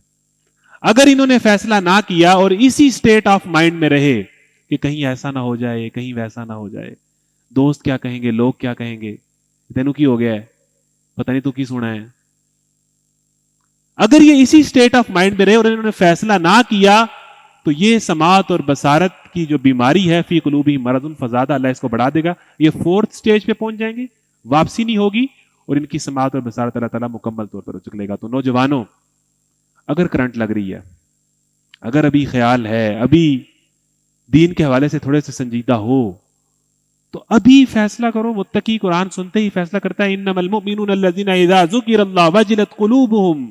مومن وہ ہے جس کے سامنے جب قرآن پڑھا جاتا ہے اس کا دل ڈر جاتا ہے. وَإِذَا تُلِيَتْ عَلَيْهِمْ آیَاتُهُ، اس کے سامنے تلاوت ہوتی ہے، زَادَتْهُمْ ایمانا، اس کا ایمان بڑھ جاتا ہے. تو نوجوانوں، اگر سماعت اور بصارت زندہ ہے اور اگر کسی بھی نیت سے اس قرآن کلاس میں آ کے بیٹھ گئے ہو تو فیصلہ کرو. اگر نہ کیا تو یہ پہاڑ کی چوٹی ہے، یا ادھر گرو گے یا ادھر گرو گے، فیصلہ کرنا ہے. اگر فیصلہ نہ کیا انہوں نے، کنفیوژن میں رہے، تو یہ جو کنفیوژن والی سٹیٹ ہوتی ہے یہ 6 ماہ، سال، 2 سال ہی رہتی ہے. اس کے بعد آپ کلیئرٹی والی سٹیج پہ پہنچ جاتے ہیں جن کی اللہ تعالیٰ سماعت اور بصارت مکمل طور پر چک لیتا ہے. تو جین زی سے میری گزارش ہے، یونیورسٹی لائف میں جو آپ ہیں، آپ کی زندگی میں بہت کلرز ہیں، بہت انٹرٹینمنٹ ہے، فیصلہ کریں ادھر کے ادھر. جب فیصلہ کر لیں گے تو اللہ تعالیٰ آپ کو وہ پہلی کیٹیگری میں شامل کرے گا، اولئک هم المفلحون. اور اگر کنفیوژن میں رہیں گے تو مہینہ 2 مہینہ یا 6 مہینے سال لگیں گے، آپ کی سماعت اور بصارت اللہ تعالیٰ مکمل طور پر روچک لے گا. یہ اللہ کی رحمت ہے کہ آپ سنتے ہیں، یہ اللہ کی رحمت ہے کہ آپ دیکھ رہے ہیں. ادروائز اللہ تعالیٰ یہ سینسز بند کر دیتا ہے اور سم بکمن امیون ہو جاتا ہے. اب قرآن کو پڑھنے کے بعد اللہ تعالیٰ نے 3 گروہوں کا ذکر کیا. نمبر 1 متقی، ان کو اس کتاب سے ہدایت مل جائے گی. نمبر 2 کافر جو سیدھا سیدھا انکار کریں گے، یعنی منافق والا راستہ نہیں لیں گے، درمیانی راستہ کہ چلو سیدھا سیدھا انکار کریں گے. اور تیسرا گروہ ہے منافقین کا. تو پتہ یہ چلا کہ دنیا میں 3 گروپس ہیں. ایک گروپ جو اس قرآن کو پڑھ کے، یہ قرآن پوری دنیا کو مخاطب کرتا ہے، جو اس قرآن کو پڑھ کے ایمان لے آتا ہے اور اپنی لائف کو چینج کر لیتا ہے. ایک گروپ جو اس قرآن کو سنتا ہے سیدھا سیدھا انکار کر دیتا ہے. اور ایک گروپ جو اس قرآن کو سنتا ہے کہتا ہے باتیں تو ساری ٹھیک ہیں مگر کیا کریں، مشکل، کیا کریں، میرے دوست ایسے نہیں ہیں، پتہ نہیں اب گھر جا کے کیا ہوگا. قرآن کو سن کے انسانوں میں 3 رویے پیدا ہوتے ہیں، انکار کا، اقرار کا، اور درمیان میں اس کو کیا کہیں گے، کنفیوژن کا. میری اللہ سے دعا ہے کہ ہمارے اس قرآن کلاس کو سننے کے بعد ہمارے اندر پہلا رویہ پیدا ہو، اقرار کا. ادروائز اگلے 2 میں سے کوئی ایک رویہ پیدا ہونا ہی ہونا ہے. یا سیدھا سیدھا انکار کریں گے یا سوچ میں پڑ جائیں گے ہاں باتیں بڑی ٹھیک کی ہیں ماشاءاللہ، لیکن دیکھیں گے. یہ ہے منافقت. سوچ لیں، قرآن نے کلیئر کر دیا ہے کہ قرآن پڑھنے کے بعد 3 رویے انسانوں میں پیدا ہوتے ہیں. ہم نے یہ دیکھنا ہے کہ ہم کس کیٹیگری میں. پھر اس کے بعد اللہ تعالیٰ ان تینوں گروپس کو مخاطب کرتا ہے. یا ایھا الناس اعبدوا ربکم الذی خلقکم والذین من قبلکم لعلکم تتقون. اے تمام انسانوں، چاہے منافقین ہو، چاہے کافرین ہو، چاہے مومنین ہو، بندے تو سارے میرے ہی ہو، تم سب کو اوپن دعوت ہے. یا ایھا الناس اعبدوا ربکم الذی خلقکم. اے تمام انسانوں، جس بھی کیٹیگری میں آ رہے ہو، قرآن سن لیا ہے، ایک ہی پیغام ہے قرآن کا، بندگی کرو اپنے رب کی جس نے تمہیں پیدا کیا اور تم سے جو پہلے لوگ تھے ان کو بھی پیدا کیا، لعلکم تتقون، تاکہ تم میں تقوی پیدا ہو. یہ ہے جی قرآن کی دعوت. تمام انسانیت کو اوپن دعوت ہے کہ میں نے تمہیں پیدا کیا ہے، تم اپنی مرضی سے نہیں آئے، میں تمہیں مار دوں گا تمہارے اوپر، تمہیں موت پہ بھی اختیار نہیں ہے. تو ایک ہی فیصلہ ہے جو بھی سمجھدار بندہ کرے گا، وہ اس نے سورہ فاتحہ میں ہی کر لیا تھا. کیا فیصلہ کیا تھا؟ ایاک نعبد، اے اللہ جب تو ہی خالق ہے، تو ہی رحمان رحیم ہے اور جزا سزا تو نے ہی دینی ہے، تو میرے پاس اور کوئی آپشن نہیں بچتا کہ میں تیری ہی عبادت کروں گا اور تجھ سے ہی مدد مانگوں. That's it. یہ ہے ٹوٹل دین کی دعوت. آگے بڑھتے ہیں جی. میرے سامنے اگر اب یہ والا قرآن ہے، میں اس کو بھی اپنے پاس رکھ لیتا ہوں. اب میں نے آپ کو سورہ بقرہ سے گو تھرو کرانا ہے بڑی جلدی جلدی، کیونکہ سورہ بقرہ بہت تفصیل سے ہے، تو میں آپ کو جلدی جلدی آدم اور ابلیس کا واقعہ ہم اسکپ کریں گے، اس کو ہم انشاءاللہ کل یا پرسوں دیکھیں گے. حضرت موسیٰ نے بنی اسرائیل کو کہا، اللہ تعالیٰ اس قوم کی مثال دے کے ہمیں بتانا چاہتا ہے. پھر وہ واقعہ یاد کرو جب موسیٰ نے اپنی قوم سے کہا کہ اللہ تمہیں ایک گائے ذبح کرنے کا حکم دیتا ہے. کہنے لگے کیا تم ہم سے مذاق کرتے ہو؟ موسیٰ نے کہا میں اس سے خدا کی پناہ مانگتا ہوں کہ جاہلوں کسی باتیں کروں. بولے اچھا اپنے رب سے درخواست کرو کہ وہ ہمیں اس گائے کی کچھ تفصیل بتائے. موسیٰ نے کہا اللہ کا ارشاد ہے وہ ایسی گائے ہونی چاہیے جو نہ بوڑھی ہو نہ بچیا ہو بلکہ اوس عمر کی ہو، لہذا جو حکم دیا جاتا ہے اس کی تعمیل کرو. پھر کہنے لگے اپنے رب سے اور یہ پوچھ لو کہ اس کا رنگ کیسا ہو. موسیٰ نے کہا وہ فرماتا ہے، یاد کرو، وہ فرماتا ہے کہ زرد رنگ کی گائے ہونی چاہیے جس کا رنگ ایسا شوخ ہو کہ دیکھنے والوں کا جی خوش ہو جائے. پھر بولے اپنے رب سے صاف صاف پوچھو، بتاؤ کیسی گائے مطلوب ہے، ہمیں اس کی تعین میں اشتباہ ہو گیا ہے، اللہ نے چاہا تو ہم اس کا پتہ پا لیں گے. موسیٰ نے جواب دیا، اللہ کہتا ہے وہ ایسی گائے ہے جسے خدمت نہیں لی جاتی، نہ زمین جوتتی ہے نہ پانی کھینچتی ہے، صحیح سالم میں بے داغ ہے. اس پر وہ بکار اٹھے، ہاں اب تم نے ٹھیک بتایا. پھر انہوں نے اسے ذبح کر دیا، ورنہ وہ ایسے کرتے معلوم نہ ہوتے تھے. اور تمہیں یاد دلاؤ وہ واقعہ جب تم نے ایک شخص کی جان لی تھی، پھر اس کے بارے میں جھگڑنے اور ایک دوسرے پر قتل کے الزام تھوپنے لگے. اللہ نے فیصلہ کیا جو تم چھپاتے ہو اسے کھول دے گا. اس وقت ہم نے مقتول کی لاش کو اس کے ایک حصے سے ضرب لگائی. دیکھو اس طرح اللہ مردوں کو زندگی بخشتا ہے اور تمہیں اپنی نشانیاں دکھاتا ہے، مگر ایسی نشانیاں دیکھنے کے بعد بھی آخرکار تمہارے دل سخت ہو گئے. یہ جو موضوع میں نے آپ کے سامنے رکھا ہے، بنی اسرائیل کا مسئلہ یہ تھا کہ وہ کویسچن بہت زیادہ کرتی تھی. اللہ نے فرمایا کہ پچھلی قومیں کثرت سوال کی وجہ سے حدیث سے غالباً حدیث میں ہلاک ہو گئی. مسئلہ کیا تھا کہ جب ان کے سامنے اللہ کا حکم آتا تھا تو کہتے تھے اچھا گائے کس کلر کی ہونی چاہیے ذبح کرنے کا، کیا ہے سائز، کیا ہو، کس عمر کی ہو، ہمیں سمجھ نہیں آ رہا. یعنی اللہ تعالیٰ کا جب حکم آ جائے تو آئیں بائیں شائیں کرنا. اب آپ نے یہ سوچنا ہے کہ جب اللہ تعالیٰ کا حکم آ جاتا ہے پردہ کرو، نظر کی حفاظت کرو، آئیں بائیں شائیں نہیں جی، حالات بدل گئے ہیں، زمانہ بدل گیا ہے، اب یہ چیزیں میٹر نہیں کرتی. اللہ کا حکم ہے اور آپ آگے سے ایسے نہیں ایسے کر لیتے. یہ رویہ آپ کو اس قوم میں نظر آتا ہے؟ بالکل نظر آتا ہے. جب اللہ تعالیٰ کا حکم آ جائے تو بندگی کا تقاضا یہ ہے کہ آپ اس پہ بغیر کسی چوں چرا اس کی اطاعت پر راضی ہو جائیں. ان کا رویہ کیا تھا کہ یہ ہر اللہ کے حکم پر سوال کرتے تھے کہ ایسے کیسے ہوگا، اس دور میں کیسے ہوگا، یونیورسٹی میں کیسے ہوگا، میری فیملی میں کیسے ہوگا، میں کیسے کروں گی، مطلب یہ بڑا مشکل ہے، یہ نظر کی حفاظت تو پاسبل ہی نہیں ہے. پھر کیا ہوا کہ جب بندہ یہ رویہ رکھتا ہے تو اس سے آگے ہی اللہ تعالیٰ نے بتایا ثم قست قلوبکم فہی کالحجارہ، اسی روش پہ جب تم رہے تو تمہارے دل پتھر ہو گئے. اب تمہاری زندگی میں کوئی حادثہ ہو جائے، کوئی بندہ مر جائے، فلسطین والا ایپیسوڈ ہو جائے، کوئی فرق نہیں پڑتا. یہ جو بات بات پہ سوال کرنے کی اور آئیں بائیں شائیں کرنے کی جو ضد ہے یہ انسان کے دلوں کو سخت کرتی ہے. اور اتنے سخت ہو گئے کہ پتھروں سے بھی سختی میں آگے بڑھ گئے. پتھر بھی پھٹتے ہیں، اس میں سے پانی نکل آتا ہے، پتھر بھی خوف خدا سے گر جاتے ہیں. بڑا خوبصورت مضمون ہے. اور کوئی پتھر ہوتا ہے جو خدا کے خوف سے لرز کے گر جاتا ہے، لیکن تمہارے دل ہیں کہ یہ پسیجتے نہیں، آنسو نہیں نکلتا، روتا نہیں ہے، ان کے دل پتھر ہو گئے. رویہ کیا تھا کہ دین کے ہر حکم کو لے کے، دین کے ہر معاملے کو لے کے آئیں بائیں شائیں کا رویہ تھا. تو یہ جو ہم کہتے ہیں کہ مجھے اثر نہیں ہوتا، درس سنتا ہوں اثر نہیں ہوتا، رمضان آتا ہے اثر نہیں ہوتا، 2 دن کے لیے ہوتا ہے ختم ہو جاتا ہے، یہ دلوں کی سختی کی ایک بڑی وجہ جو ہے اللہ تعالیٰ کے حکم پر آئیں بائیں شائیں کرنا، دلیلیں نکالنا، جواز نکالنا، نہ کرنے کے بہانے کرنا، اسے دل سخت ہوتے ہیں. یہ ایک بنی اسرائیل کا رویہ تھا جس کو اللہ تعالیٰ نے بیان کیا. میں نے کہا کہ اس موضوع کو گزار کے یہاں سے ہم آگے بڑھتے ہیں اور اس کے بعد جو ہے ہم ڈائریکٹ جا رہے ہیں حضرت ابراہیم کے ایک واقعے پر. بڑا خوبصورت واقعہ ہے کہ حضرت ابراہیم سے اللہ تعالیٰ نے جب ان کو کچھ باتوں میں آزمایا تو ان کو لیڈرشپ دی. اور کن باتوں میں آزمایا؟ آگ میں کود جاؤ، کود گئے. اسماعیل پر چھری چلا دو، چلا دی. اپنا گھر بار، اپنے بیوی بچوں کو، اسماعیل اور ہاجرہ کو ادھر خانہ کعبہ کے سامنے چھوڑ کے آ جاؤ، اللہ کی آس پہ چھوڑ کے آگے. یعنی ایسے ایسے ٹرائل ہوئے، ایسے ایسے امتحان ہوئے کہ حضرت ابراہیم نے ان تمام باتوں پہ اپنے آپ کو سچا ثابت کر دکھایا. تو اللہ تعالیٰ جب لیڈرشپ دیتا ہے تو پہلے بندے کو پورے طریقے سے ٹیسٹ کرتا ہے. وَإِذِ ابْتَلَىٰ إِبْرَاهِيمَ رَبُّهُ بِكَلِمَاتٍ فَأَتَمَّهُنَّ. یاد کرو جب ہم نے ابراہیم کو ان چند باتوں میں آزمایا اور وہ ان سب میں پورا اتر گیا تو پھر اللہ نے کہا کہ اب میں تمہیں. اچھا حضرت ابراہیم کون ہے؟ پیچھے ذکر آئے گا یہودیوں کا، عیسائیوں کا. حضرت ابراہیم وہ نبی ہیں جن کو یہودی بھی مانتے ہیں، عیسائی بھی مانتے ہیں، یعنی کامن نبی ہیں.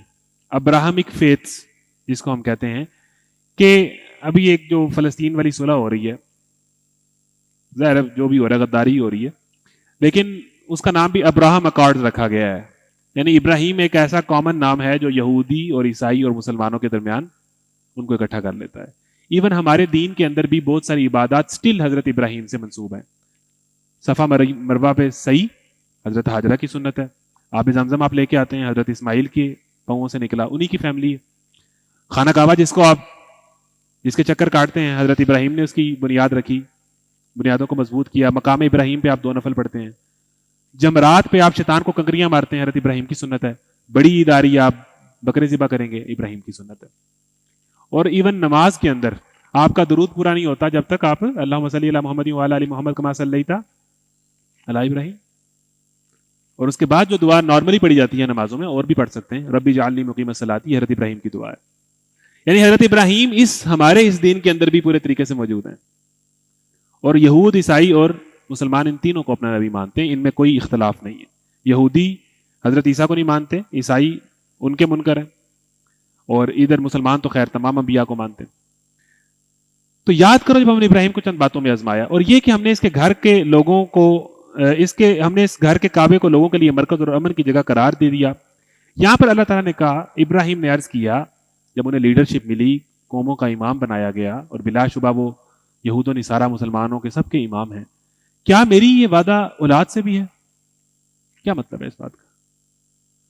حضرت ابراہیم نے جو چیز اپنے لیے پسند کی, انہیں سب سے زیادہ فکر یہ تھی کہ کیا یہ میری اولاد میں بھی یہی چیز جائے گی.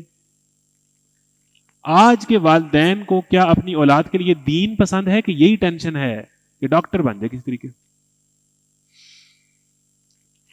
نبی کی سب سے بڑی پسند کیا ہے کہ میری اولاد میں بھی جو یہ چیز مجھے ملی ہے یہ میری وعدہ میری اولاد سے بھی ہو. اپنی اولاد کے لیے دین پسند کیا, باقی چیزوں کی فکر بعد میں آتی ہے. تو بینگ اے پیرنٹ ہمیں یہ ٹینشن ہے کہ اس کی انگریزی کتنی اچھی ہے, کہ یہ ٹینشن ہے کہ اس کا دین کتنا اچھا ہے. کیا یہی وعدہ فوراً ذہن میں آئے کہ میری اولاد سے بھی ہے؟ پھر آپ دیکھ لیں کہ حضرت ابراہیم کی دعا جو آپ اینڈ پر پڑھ رہے ہیں, یہ باتیں میں کیوں سنا رہا ہوں کہ ہماری اولاد کے لیے پرائرٹیز ہو رہے ہیں آج کے والدین کی. سب سے بڑی پرائرٹی ڈگری ہے, عقیدہ نمازی کتنا ہے, ان چیزوں کی زیادہ ٹینشن نہیں لی جاتی, خود بھی نہیں ٹینشن نہیں ہوتی. حضرت ابراہیم کو پہلی ٹینشن یہ ہوئی کہ میری اولاد سے بھی یہی معاملہ ہوگا. پھر جو ان کی دعا ہے, رب اجعلنی مقیم الصلاۃ, ہماری کیا دعا ہوتی ہے؟ یا اللہ یہ مل جائے, یا اللہ وہ مل جائے. کریں, جوتے کا تسمہ بھی اللہ سے مانگے, کوئی مسئلہ نہیں. لیکن اللہ کے بندوں کی دعائیں جو ہیں نا وہ بھی دوسرے سپارے میں آ رہی ہیں, ہم پڑھیں گے. رب اجعلنی مقیم الصلاۃ, اے اللہ مجھے نمازی بنا دے اور میری اولاد کو ڈاکٹر بنا دے. رب اجعلنی مقیم الصلاۃ ومن ذریتی, میری اولاد کو بھی نمازی بنا دے. یہ ہے اصل بات. اس کے بعد بنتا رہے ڈاکٹر. ربنا وتقبل دعا, ربنا اغفر لی, یا اللہ مجھے بھی معاف کر دے. ولی والدیہ, اپنی اور اپنے والدین اور اپنی اولاد کی ایک ہی ٹینشن ہے کہ دنیا میں نمازی اپنا رخ اللہ کی طرف رکھیں, اور جب مر جائیں ربنا اغفر لی ولی والدیہ وللمؤمنین, اے اللہ مجھے, میرے والدین کو اور تمام مومنین کو قیامت والے دن معاف کر دینا. پریورٹی آخرت ہے, اس لیے یہ پوری دنیا کا امام ہے. والدین اپنی اولاد کے فیوچر کی فکر کرتے ہیں, ہمیں آپ کے فیوچر کی فکر ہے. فیوچر تو شروع ہی مرنے کے بعد ہوتا ہے. یہ تو 40 سال کی زندگی ہے, جو آگے 40 کروڑ کی آ رہی ہے, فیوچر تو وہ ہے. تو آپ کا خیر خواہ وہ ہوتا ہے جو آپ کے فیوچر کی فکر کرے. فیوچر آپ کا یہ تو چند سالوں کا ہے, اصل فیوچر تو ابھی آنا ہے. اور یہ کہ ابراہیم نے دعا کی, اے میرے رب اس شہر کو امن کا شہر بنا دے, اس کے باشندوں میں سے جو اللہ اور آخرت پر کو مانے, انہیں ہر قسم کے پھلوں کا رزق دے. ابھی بھی آپ سعودیہ جائیں تو آپ کو جو بہترین فروٹ تمام ملکوں کا, جو ایکسپورٹ کوالٹی فروٹ ہے, ادھر سے بہتر کنو آپ کو وہاں مکہ مدینہ سے باہر نکلیں تو آپ کو بہترین کوالٹی کے فروٹ وہاں پر نظر آ رہے ہوتے ہیں. یہ حضرت ابراہیم کی دعا ہے. مکہ مدینہ صحرائی علاقے ہیں, وہاں اپنے کوئی فروٹ نہیں ہے سوائے کھجور کے علاوہ, لیکن یہ حضرت ابراہیم کی دعا ہے کہ اس شہر کو وافر پھل دے, تو وہ آپ کو دعا کی قبولیت وہاں پر نظر آتی ہے. انہیں ہر قسم کے پھلوں کا رزق دے. جواب میں اس کے رب نے فرمایا, اور جو نہ مانے گا دنیا کی چند روزہ زندگی کا سامان تو میں اسے بھی دوں گا, مگر آخر کار اسے عذاب جہنم کی طرف گھسیٹوں گا. ایک اور کنسیپٹ کلیئر کر لیں, ابراہیم اگر تیری اولاد میں سے بھی تیرا مقام اتنا بڑا ہے کہ تو یہود و نصارہ رہتی دنیا کے انسانوں کا امام ہے, لیکن اگر آپ کی اولاد میں کسی نے گڑبڑ کی تو میرا اس سے وعدہ دنیا کے لیے ہے, آخرت کے لیے نہیں ہے. چاہے آپ نبی کے بیٹے ہیں, چاہے آپ نبی کے والد ہیں, اللہ کے ہاں قانون ایک ہی ہے. حضرت نوح کا بیٹا ان کی آنکھوں کے سامنے غرق ہوا. حضرت ابراہیم کے والد مشرک تھے, حضرت ابراہیم نے دعا کی, اور ربی جعلنی مقیم الصلاۃ والی دعا میں وہ والدین کے لیے دعا کر رہے ہیں. اللہ تعالیٰ نے اس دعا سے روکا ان کو کہ اپنے والد کے لیے دعا نہ کر, وہ مشرک ہے, وہ میرے قانون میں نہیں آ رہا. وہ چاہے نبی کے والد ہے, چاہے نبی کا بیٹا ہو, اللہ کے ہاں قانون ایک ہی ہے. نسبت جس کا عمل اسے پیچھے کر دے, اس کا نسب اسے آگے نہیں کر سکتا, چاہے وہ نبی کا بیٹا ہو, چاہے وہ نبی کا والد ہو, چاہے وہ نبی کی بیوی ہو. حضرت لوط کی بیوی اور حضرت نوح کی بھی ایک بیوی 28ویں پارے میں ذکر آئے گا. اور یہ کہ ابراہیم نے دعا کیا ہے, میرے رب اس شہر کو امن کا شہر بنا دے, یہاں رزق دے. جواب میں فرمایا کہ جو دنیا کی چند روزہ زندگی کا سامان ہے وہ میں بروں کو بھی, کافروں کو بھی, سب کو دوں گا. دنیا کے اندر ہو سکتا ہے مومن بھی موجے مار جائے, کافر بھی موجے مار جائے. یہ پیسہ اور رزق جو ہے اس کا تعلق آپ کے نیک ہونے سے نہیں ہے, یہ برے کو بھی مل سکتا ہے, اچھے کو بھی مل سکتا ہے. آخرت کا معاملہ آپ کے ایمان سے. یاد کرو ابراہیم اور اسماعیل جب اس گھر کی دیواریں اٹھا رہے تھے تو دعا کرتے جاتے تھے، اے ہمارے رب ہم سے یہ خدمت قبول فرما، سب کی سننے اور جاننے والا ہے۔ انسان جتنی مرضی بڑی نیکی کر لے، اینڈ پر اس کو یہی فکر ہونی چاہیے کہ اے اللہ میری اس عبادت کو قبول فرما لے اور اس کام کے اندر ہی مجھ سے جو غلطی ہو گئی ہے اس کو معاف کر دے۔ صراط مستقیم میں ہم نے یہ پڑھا کہ یہ راستہ ختم نہیں ہوتا کہ کسی ٹائم پہ پہنچ کے اب آپ جنتی ہو گئے ہیں، ایسے نہیں ہوتا۔ یعنی حضرت محمد صلی اللہ علیہ وسلم نے جب پورے دین کو غالب کر دیا تو اللہ تعالیٰ نے صورت نازل کر دی، اذا جاء نصر اللہ والفتح، اور ورأیت الناس یدخلون فی دین اللہ فسبح بحمد ربک واستغفر۔ اب یہ سارا کام کر لینے کے بعد اے نبی آپ اللہ سے معافی مانگیں کہ اس پورے کام میں جو کوئی غلطی کوتاہی ہو گئی ہو یا کمی بیشی رہ گئی ہو، انہ کان توابا۔ یعنی انسان کو کسی بھی سطح پہ جا کے، ہمیں تو فجر پڑھ کے ہوتا ہے کہ پتہ نہیں ہم نے کیا کر دیا ہے، انبیاء نے خانہ کعبہ کی بنیاد رکھ دی، دین کو غالب کر دیا، اللہ تعالیٰ کہہ رہے ہیں کہ اب آپ معافی مانگے، ٹھیک ہے نا، جو اس میں کمی بیشی رہ گئی ہو۔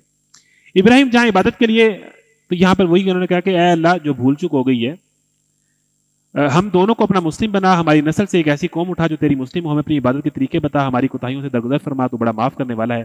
یہ حضرت ابراہیم کی دعا بہت زیادہ پڑھی جاتی ہے نماز کے اینڈ پر، ربنا تقبل منا انک انت السمیع العلیم، کوئی بھی نیک کام کرنے کے بعد یہ دعا ہوتی ہے۔ اور اے رب ان لوگوں میں خود انہی کی قوم میں سے ایک ایسا رسول اٹھائیو جو انہیں تیری آیات سنائے، ان کو کتاب اور حکمت کی تعلیم دے، ان کی زندگیاں سنوارے، تو بڑا مقتدر اور حکیم ہے۔ یہ وہ دعا ہے جس کی وجہ سے حضور صلی اللہ علیہ وسلم کو دعائے خلیل کہا جاتا ہے۔ حضرت خلیل یعنی حضرت ابراہیم کی دعا، خانہ کعبہ بنا کے انہوں نے یہ دعا کی تھی کہ اے اللہ اب اس ایریا سے، اس جگہ سے ایک رسول کو مبعوث کر، وہ کیا کرے، ربنا وابعث فیہم رسولا منہم یتلو علیہم آیاتہ ویعلم الکتاب والحکمت ویزکیہم، وہی جو ہم نے علم کی فاؤنڈیشن پڑھی کہ وہ لوگوں کو کتاب و حکمت کی تعلیم دے، ان کا تزکیہ کرے۔ یعنی ایجوکیشن جو ہے وہ یہ آیت جو ہے وہ تعلیمی ادارے کی، پاکستان میں یا مسلمانوں نے جو بھی اسکول کالج اور یونیورسٹیاں بنانے ہیں اس کی فاؤنڈیشن یہ آیت رکھے گی کہ کتاب کا بیسیکلی کام کیا ہے۔ کتاب ایک ایجوکیشن کی علامت ہے نا، ایجوکیشن لوگوں کا تزکیہ کرے، انہیں کتاب اور حکمت، اس میں ساری چیزیں آ جائیں گی، اس کی تعلیم دے، اور وہ جو تعلیم ہے وہ ان کا تزکیہ کرے۔ ادھر تعلیمی اداروں سے جو نوجوان نکل رہے ہیں ان کا تزکیہ نہیں ہو رہا بلکہ وہ مزید خراب ہو رہے ہیں۔ تو کتاب و حکمت کی تعلیم انسانوں کا تزکیہ کرے۔ اگر آپ کی ایجوکیشن اور آپ کا تعلیمی ادارہ آپ کا تزکیہ نہیں کر رہا تو وہ اسلامک فاؤنڈیشن جو ہے ایجوکیشن کی، اس سے بالکل اور طرف جا رہا ہے۔ اور یہاں پر آگے ایک اور آیت ہے، اس کے بعد میں انشاءاللہ دوسرے سپارے پر آ رہا ہوں، یہاں سے گزر جاتا ہوں کہ حضرت ابراہیم کے متعلق اللہ تعالیٰ نے جو بات کی کہ انہوں نے ہر چیز سے رخ موڑ کے اپنا رخ ایک اللہ کی طرف کر دیا۔ فَسَيَكْفِيكَهُمُ اللَّهُ، پھر اگر وہ اس طرح ایمان لیں جس طرح تم لائے ہو تو ہدایت پر ہیں، اور اگر اس سے منہ پھیریں تو کھلی بات ہے کہ وہ ہٹ درمی میں پڑ گئے ہیں، لہٰذا اطمینان رکھو کہ ان کے مقابلے میں اللہ تمہاری حمایت کے لیے کافی ہے، وہ سب کچھ سنتا اور جانتا ہے۔ کہو اللہ کا رنگ اختیار کرو، صبغت اللہ، اس کے رنگ سے اچھا اور کس کا رنگ ہوگا۔ اور اس کے بعد آگے فرمایا، بڑی خوبصورت آیت ہے، اور ہم اسی کی بندگی کرنے والے ہیں۔ اے نبی ان سے کہو تم اللہ کے بارے میں ہم سے جھگڑتے ہو حالانکہ وہی ہمارا رب بھی ہے اور تمہارا رب بھی، ہمارے اعمال ہمارے لیے، تمہارے اعمال تمہارے لیے، ہم اللہ ہی کی اپنی بندگی کو خالص کر چکے ہیں۔ یا پھر تمہارا کہنا یہ ہے کہ ابراہیم، اسماعیل، اسحاق، یعقوب اور لات سب کے سب یہودی تھے یا نصرانی تھے، تم زیادہ جانتے ہو یا اللہ۔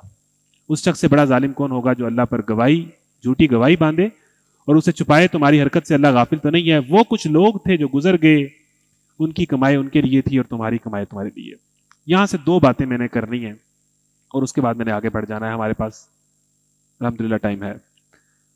نمبر 1، حضرت ابراہیم کہ جب پورا واقعہ ہو رہا ہے تو ان کے درمیان بحث ہو رہی ہے یہود و نصارہ کے اندر، چونکہ سارے ہی حضرت ابراہیم کو نبی مانتے ہیں۔ یہودی کہتے تھے حضرت ابراہیم یہودی تھے، نصرانی کہتے تھے حضرت ابراہیم نصرانی تھے، یعنی ان کو ہر کوئی اپنے فرقے سے جوڑتا تھا، اپنی پارٹی سے جوڑتا تھا۔ جیسے آج ہم کہتے ہیں کہ جو ہے وہ جو صحابہ تھے وہ پکے، ہر فرقہ کہتا ہے کہ وہ پکے وہابی تھے، وہ پکے اہل سنت تھے، ہر کوئی ان کو اپنا بنا رہا ہوتا ہے۔ یہودی اور نصرانی کی بھی یہ اپروچ تھی کہ ابراہیم ایک کامن نبی، دونوں ہی مان رکھتے ہیں، وہ کہتے ہیں وہ یہودی تھے، یہ کہتے ہیں یہ نصرانی تھے۔ اللہ تعالیٰ کہتا ہے کہ وہ نہ یہودی تھے نہ نصرانی تھے بلکہ وہ پکے مسلم تھے، حنیفا مسلمہ۔ اور پھر یہ ہے کہ وہ انہیں کہو کہ اللہ کا رنگ چڑھاؤ، ان بحثوں میں نہ پڑو۔ یعنی آپ کی ذات، حضرت ابراہیم کی ذات ایسی تھی کہ جس طرح حضرت عائشہ نے حضور صلی اللہ علیہ وسلم کو فرمایا کہ آپ نے ان کا اخلاق نہیں دیکھا. پوچھا اخلاق کیا ہے؟ وہ چلتے پھرتے قرآن تھے. یہ راز کسی کو نہیں معلوم کہ مومن قاری نظر آتا ہے، حقیقت میں ہے قرآن، مجسم قرآن تھے. اگر آپ نے قرآن کی تشریح پڑھنی ہے تو حضور صلی اللہ علیہ وسلم کو دیکھ لیں، وہ چلتا پھرتا قرآن ہے. تو یہاں پر فرمایا کہ اللہ کا رنگ اختیار کرو. رانجا رانجا کر دی نی میں آپ رانجا ہوئی، رانجا رانجا سدو مینو ہیر نہ آکھے کوئی. یعنی جس ذات، جو قرآن آپ کے اندر نظر آ رہا ہے، جس ذات سے آپ محبت کا دعویٰ کر رہے ہیں، وہ آپ کے اندر نظر آئے، آپ اس میں گم ہو جاؤ. پھر آپ کو کوئی اور چیز ڈسٹریکٹ نہ کرے. اچھا خاصا بیٹھا بیٹھا گم ہو جاتا ہوں میں، اکثر میں نہیں رہتا تم ہو جاتا ہوں. یعنی اس کی ذات کے اندر جو ہے وہ دین کا رنگ نظر آئے. اور دین کا رنگ کیا ہے؟ کہ ان معاملوں میں بحث نہ کرو کہ وہ یہودی تھے یا نصرانی تھے.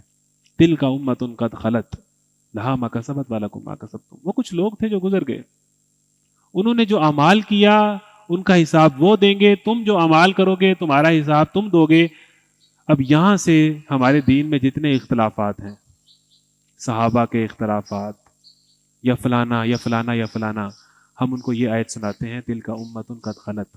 دین کا رنگ چڑھاؤ، بحثوں میں نہ پڑو. وہ لوگ تھے، وہ اپنے اعمال کر گئے، اللہ کو پتا ہے، اللہ ان کے اعمال کا حساب لے لے گا. تمہیں اللہ کے انصاف پہ شک ہے؟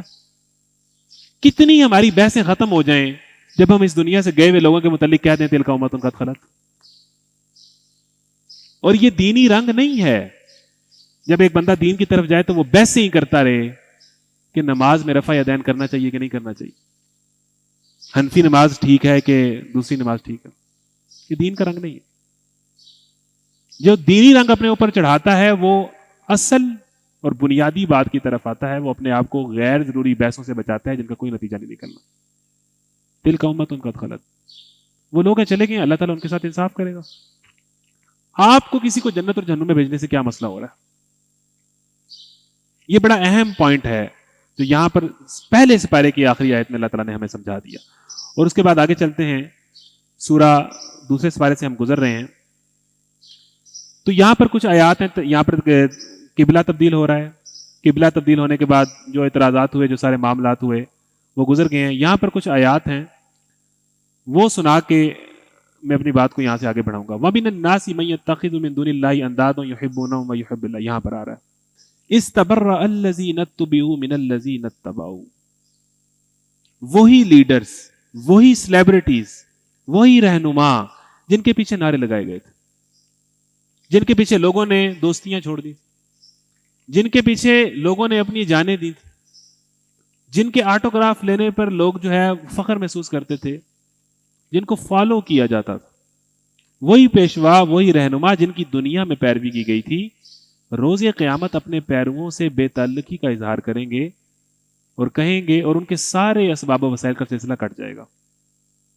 اور وہ لوگ جو دنیا میں ان کی پیروی کرتے تھے، فالو کرتے تھے، ان کے لیے نسیں کاٹتے تھے، کہیں گے کہ کاش ہم کو پھر ایک موقع دیا جاتا تو جس طرح آج ہم سے یہ بیزاری کا ظاہر کر رہے ہیں ہم ان سے بیزار ہو کر دکھائیں. یوں اللہ ان لوگوں کے وہ اعمال جو یہ دنیا میں کر رہے ہیں ان کے سامنے اس طرح لے کے آئے گا کہ یہ حسرتوں اور پشیمانیوں کے ساتھ ملتے رہیں گے، مگر آگ سے نکلنے کی کوئی راہ نہ پائیں گے. اللہ تعالیٰ نے لیڈرشپ بیان کی کہ لیڈر کیا ہوتا ہے. حضرت ابراہیم اس کیٹیگری پہ وہ لیڈر جو اپنی قوم کا، انہیں کتاب و حکمت کی تعلیم دے، ان کا تزکیہ کرے اور ان کو غیر ضروری بحثوں اور لڑائیوں اور اختلافات میں نہ الجھائے. سیاسی جماعتیں کرتی ہی ڈیوائڈ ہیں، وہ لیڈر ہے. اور اس کے بعد یہاں پر کچھ لیڈرز کی بات ہو رہی ہے کہ جن کے پیچھے لوگ چلتے تھے، مرتے تھے، جانے دیتے تھے، فالو کرتے تھے. روز قیامت جب وہ انہیں کہیں گے کہ I was your big fan اور میں آپ کے لیے نسیں کاٹتا رہا، وہ اسے بے تعلقی، وہ اسے جانتے ہی نہیں، وہ اسے لا تعلقی کا اظہار کرے گا. پھر جن لوگوں نے فالو کیا تھا وہ اللہ تعالیٰ سے کہیں گے کہ اے اللہ ایک دفعہ ہمیں دنیا میں بھیج، ہم ان سے اسی طریقے سے لا تعلقی کا اظہار کریں گے جس طرح انہوں نے ہم سے کیا ہے. حسرات علیہم، ٹائم ختم ہو گیا ہے. ان کے اعمال ان کے لیے حسرت بنا دیے جائیں گے اور انہیں آگ سے نکلنے کی کوئی راہ نہیں ملے گی. تو یہاں پر اللہ تعالیٰ نے واضح کر دیا کہ لیڈر کس کو بنانا ہے، کس اصول پہ لیڈرشپ کو جج کرنا ہے. یہ بڑا اہم بات ہے. اور کن کے پیچھے آپ نے چلنا ہے، کن کے پیچھے نہیں چلنا. اور اس کے بعد یہاں پر پھر وہی دوبارہ بات آ رہی ہے، پھر وہی موضوع آ رہا ہے.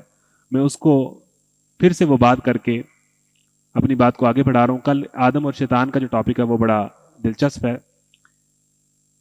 قبلہ چینج ہو گیا، بیت المقدس سے قبلہ بیت اللہ بن چکا ہے. اب بحث شروع ہو گئی ہے، پھر وہی مسئلہ جو بحث ہے ایک مسئلہ ہوتا ہے. یہودیوں نے کہنا شروع کر دیا کہ اچھے خاصے یہ مدینہ میں جو مسلمان تھے پہلے بیت المقدس کی طرف نماز پڑھتے تھے، اب انہوں نے بیت اللہ قبلہ بنا دی. تو یہ کیا بات ہوئی؟ اور ادھر سے جو مکہ والے تھے ان کے اندر تعصب تھا بیت اللہ کو لے کے، کیونکہ ان کا کعبہ تو وہ تھا. تو انہیں ٹینشن ہوتی تھی جب یہ بیت المقدس کی طرف پڑھ کے نماز پڑھتے تھے. تو ہر کسی میں اپنا اپنا تعصب تھا. تو پہلے جو لوگ مکہ میں ایمان لے آئے وہ یہ جانتے ہوئے ایمان لے کے آئے کہ نماز بیت المقدس کی طرف پڑھنی ہے. ان کا تعصب اللہ تعالیٰ نے ختم کیا، وہ سچے مومن تھے. اب امتحان وہ تھا جو مدینہ والے ہیں، جن کا رجحان بیت المقدس کی طرف ہے، یہود ہیں. اب اللہ تعالیٰ نے بیت المقدس سے قبلہ چینج کر کے واپس بیت اللہ بنا دیا. اب ان کا امتحان تھا کہ تمہاری نسبت کسی لیڈر سے تھی، کسی تعصب سے تھی، کسی ریزن سے تھی کہ تم جینون اللہ تعالیٰ کی بندگی کرنے آئے ہو. تو بحث شروع ہو گئی کہ انہوں نے قبلہ کیوں چینج کر دیا ہے. جب قبلہ چینج ہو گیا، اللہ تعالیٰ نے کہا کہ اب تم نے قبلہ رخ کر کے بیت اللہ کی طرف ہی نماز پڑھنی ہے. اس کے بعد یہ بات کی جو کہ بہت خوبصورت بات ہے، لیس البر ان تولوا وجوہکم قبل المشرق والمغرب. نیکی یہ نہیں ہے کہ تم کس کی طرف منہ کر کے نماز پڑھ رہے ہو. نیکی کیا ہے؟ یہ ہے اصل دین. یہ نوجوانوں سنیے گا اور پھر آپ کو پتہ چلے گا کہ قرآن کتنی وسیع کتاب ہے اور قرآن آپ کو کس طرح کا دینی آدمی بنانا چاہتا ہے. بلکہ نیکی یہ ہے کہ تم ایمان لاؤ، کہ آدمی اللہ اور یوم آخرت پر ایمان لائے، اللہ کی نازل ہوئی کتاب پر ایمان لائے، پیغمبروں کو دل سے مانے، اللہ کی محبت میں اپنا دل پسند مال، رشتہ دار، یتیموں اور مسکینوں اور مسافروں پر، مدد کے لیے ہاتھ پھیلانے والوں پر اور غلامی کے لیے رہائی پر خرچ کرے. وہی جو ہم نے شروع میں پڑھ دیا تھا، مالی قربانی دینے کے لیے تیار ہو جائے، نماز قائم کرے، زکوٰۃ دے. نیک یہی نیک لوگ ہیں، جب عہد کریں تو اسے وفا کریں، تنگی و مصیبت کے وقت میں حق و باطل کی جنگ میں صبر کریں. یہ ہیں راست باز لوگ اور یہی لوگ متقی ہیں. اس میں کہیں پر یہ نہیں آیا کہ وہ کس فرقے کے ہوں، کس پارٹی کے ہوں، کس طرح نماز پڑھتے ہوں. نیکی یہ نہیں ہے کہ تم نے کس طرف قبلہ کر لیا ہے. نیکی یہ نہیں ہے کہ تم نے شلوار کتنی اونچی کر لی ہے. اس آیت کا مطلب یہی ہے کہ یہ جو بہت ظاہری چیزیں ہیں ان میں پڑھ کے اسی سے دین کو ڈیفائن کرنا، یہ نیکی نہیں ہے. نیکی یہ ہے کہ تمہارا اندر چینج ہوا ہے کہ نہیں ہوا. تم اپنے آپ کو، تم 5 وقت کی نماز کے پابند ہوئے ہو، اللہ تم جو ارن کر رہے ہو وہ حلال ہے اور جو لگا رہے ہو وہ حلال ہے کہ نہیں. تم وعدے کے پابند ہو. تم اگر 5 وقت کے نمازی ہو اور جھوٹ بولتے ہو، کاروبار میں حرام کھا رہے ہو، تو تمہیں دین نہیں سمجھ آیا. نہیں سمجھ آیا. دین تمہاری عبادات بھی ٹھیک کرتا ہے، اور صرف عبادات نہیں ٹھیک کرتا بلکہ تمہارے معاملات بھی ٹھیک کرتا ہے. ہم نے آدھا دین لیا ہے جو یہودیوں کی روش تھی کہ تؤمنون ببعض الکتاب وتکفرون ببعض. کتاب کے ایک حصے پر ایمان لاتے ہیں، دوسرے کا کفر کرتے ہیں. اللہ تعالیٰ کہہ رہے ہیں کہ دین نہ صرف عقیدے کو ٹھیک کرتا ہے، عقیدے کے نتیجے میں عبادات کو ٹھیک کرتا ہے، لیکن وہ دینی نہیں ہے کہ جس کی عبادات پوری ہوں معاملات ٹھیک نہ ہو. پھر وہ معاملات کو بھی ٹھیک کرتا ہے. ادخلوا فی السلم کافہ، اس دین میں پورے کے پورے داخل ہو جاؤ. اب یہاں پر ایک اور بات ہے، یا ایھا الذین آمنوا کتب علیکم القصاص فی القتلی. اے لوگوں جو ایمان لائے ہو، تمہارے لیے قتل کے مقدموں میں قصاص کا حق لکھ دیا گیا ہے. یہ جو آیت ہے، یہاں سے میں نے آپ سے دین کا ایک کنسپٹ آپ کے سامنے رکھنا ہے جو بڑا ضروری ہے. پھر جنہوں نے وصیت سنی اور بعد میں اسے بدل دیا، اچھا جی کتب علیکم اذا حضر احدکم الموت ان ترک خیرا وَلَكُمْ فِي الْقِصَاصِ حَيَاةٌ يَا أُولِي الْأَلْبَابِ لَعَلَّكُمْ تَتَّقُونَ. قصاص کہتے ہیں قتل کا بدلہ قتل. یعنی ایک بندے نے قتل کیا ہے تو اسلامی شریعت کے اندر اگر اس کی معافی تلافی نہیں کرتے لواحقین حکیم تو اس کو قتل کیا جائے گا. قتل کا بدلہ قتل، اور یہ کام عدالت کرے گی. پھر اللہ نے فرمایا کہ یہ جو قتل کرنے والے عناصر ہیں، جرم کرنے والے عناصر ہیں، اگر تم ان کا قصاص لے لو گے تو اس میں حیات ہے. ایک بندہ مار رہے ہیں آپ، حیات کیسے ہے؟ تمہارے لیے قصاص میں زندگی ہے. وَلَكُمْ فِي الْقِصَاصِ حَيَاةٌ. اگر وہ قاتل، وہ چین کلر زندہ رہا تو کیا وہ زندہ رہنے سے کہیں اور کو نہیں مارے گا؟ ایک کو اگر ماریں گے تو 100 کی زندگی بچے گی. تو فرمایا کہ قصاص میں زندگی ہے، معاشرے کی زندگی قصاص میں ہے. معافی تلافی کا پیچھے قانون ہے لیکن قصاص میں. پھر اللہ تعالیٰ نے جب یہ بات کی نا، تو یہ جو آگے جملہ ہے نا، یہ بڑا امپورٹنٹ ہے.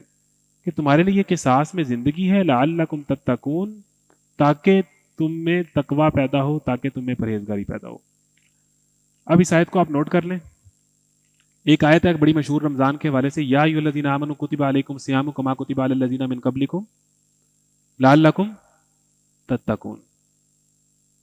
عبادت بھی تمہارے اندر تقوی پیدا کرے گی، اور اسلام کا قانون بھی نافذ کرنا تقوی کا تقاضا ہے۔ ہمارا تقوی عبادت پہ آ کے ختم ہو جاتا ہے، ہمارا دین عبادت پہ آ کے ختم ہو جاتا ہے۔ دین ایک نظام کا نام ہے، بعینہ ہی وہی مقصد، وہ متقی ہے جو دین کے قانون کو نافذ کرے، وہ بھی متقی ہے، اور جو روزہ رکھے وہ بھی متقی ہے، دونوں ایک ہی مقصد اچیو کر رہے ہیں، دونوں عبادات کا مقصد تقوی ہے۔ یہ عبادت بھی امپورٹنٹ ہے، وہ عبادت بھی امپورٹنٹ ہے۔ تو تھوڑی دیر بعد وہ آیت بھی آ جائے گی، فی القصاص حیات یا اولی الباب لعلکم تتقون کتب علیکم الصیام لعلکم تتقون۔ دین کبھی بھی معاملات سے، سیاست سے، کاروبار سے، معیشت سے الگ نہیں ہو سکتا۔ عدالتیں لگانا، مقدمے کرنا، لوگوں کو پھانسیاں دینا، یہ جو پورا ایک سسٹم ہوتا ہے اسٹیٹ کا، وہ بھی دین دیکھے گا، یہ بھی تقوی کا تقاضا ہے۔ اور یہ جو آپ کا پرائیویٹ معاملہ جسے آپ سمجھے بیٹھے ہو کہ دین تو پرائیویٹ معاملہ ہوتا ہے نا، جی نمازیں پرائیویٹلی پڑھنی ہوتی ہیں اور روزہ، تو یہ تو دین ہے ہی ہے، لیکن یہ بھی دین ہے۔ تو کبھی غلط فہمی میں مبتلا نہ ہونا کہ اسلام صرف ایک ریلیجن ہے جو پرائیویٹ چند عبادات کا نام ہے۔ تو اس لیے اگلی آیت میں ذکر کر دیا کہ قصاص سے بھی تقوی پیدا ہوگا، روزے سے بھی تقوی پیدا ہوگا۔ تو جو صرف عبادات تک محدود ہیں وہ پوری بات کی طرف آئیں۔ اللہ تعالیٰ کہتا ہے کہ جب حج شروع ہوتا ہے تو حاجیوں میں دو طرح کے لوگ ہوتے ہیں۔ ایک وہ ہوتے ہیں کہ جو اللہ تعالیٰ سے آ کے دعا میں مانگتے ہیں، ربنا آتنا فی الدنیا وما لہ فی الآخرۃ من خلاق، کہ اے اللہ مجھے اس دنیا میں ہی سب کچھ دے دے، ان کے لیے آخرت میں کوئی حصہ نہیں ہے۔ اب میں نے آپ کو یہ بتانا ہے کہ دعا کس طرح کی ہونی چاہیے۔ اور کچھ لوگ آتے ہیں ومن الناس من یقول ربنا آتنا فی الدنیا حسنہ وفی الآخرۃ حسنہ وقنا عذاب النار۔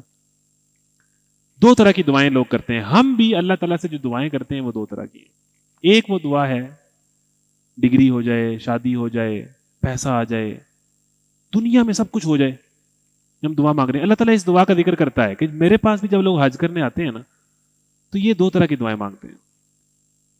وہ دنیا میں ہر چیز مانگتے ہیں، ان کو میں دنیا میں قبول کر لیتا ہوں، نہیں قبول کرتا۔ وما لہ فی الآخرۃ من خلاق، لیکن آخرت میں ان کے لیے پھر کوئی حصہ نہیں ہے۔ جس بندے کا مطمع نظر دنیا ہو وہ پھر دعاؤں میں بھی دنیا ہی مانگتا ہے۔ اور کچھ لوگ ایسے ہیں جو میرے سے آ کے دنیا مانگتے ہیں، دنیا میں کوئی مسئلہ نہیں ہے، وہ کہتے ہیں ربنا آتنا فی الدنیا، دنیا میں بھی حسنہ دے، وفی الآخرۃ حسنہ، آخرت میں بھی حسنہ دے، اور وقنا عذاب النار، اور آگ کے عذاب سے بچا۔ اب اس دعا کو اگر آپ ریشو بنائیں تو اس دعا میں 30% دعا دنیا کے لیے کی گئی ہے، 70% دعا آخرت کے لیے کی گئی ہے۔ آپ کی دعائیں وعباد الرحمن الذین یمشون علی الارض ہونا واذا خاطبهم الجاہلون قالوا سلاما والذین یبیتون لربهم سجدا وقیاما، رات کو سجدہ کرتے ہیں، کیا دعا مانگتے ہیں؟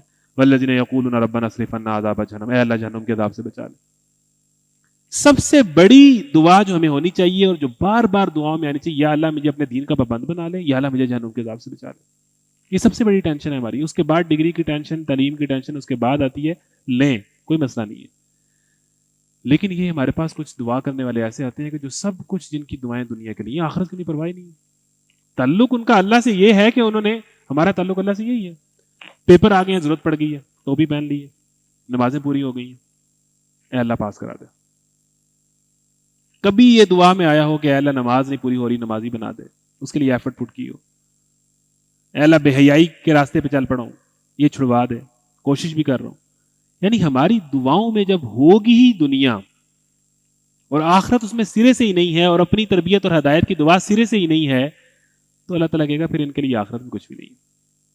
ایسے مسلمان بھی ہوتے ہیں اور ان کا تعلق اس طرح کبھی اللہ سے ہوتا ہے، جنہوں نے اللہ کی جب انہیں ضرورت پڑتی ہے وہ اللہ سے دنیا مانگتے ہیں۔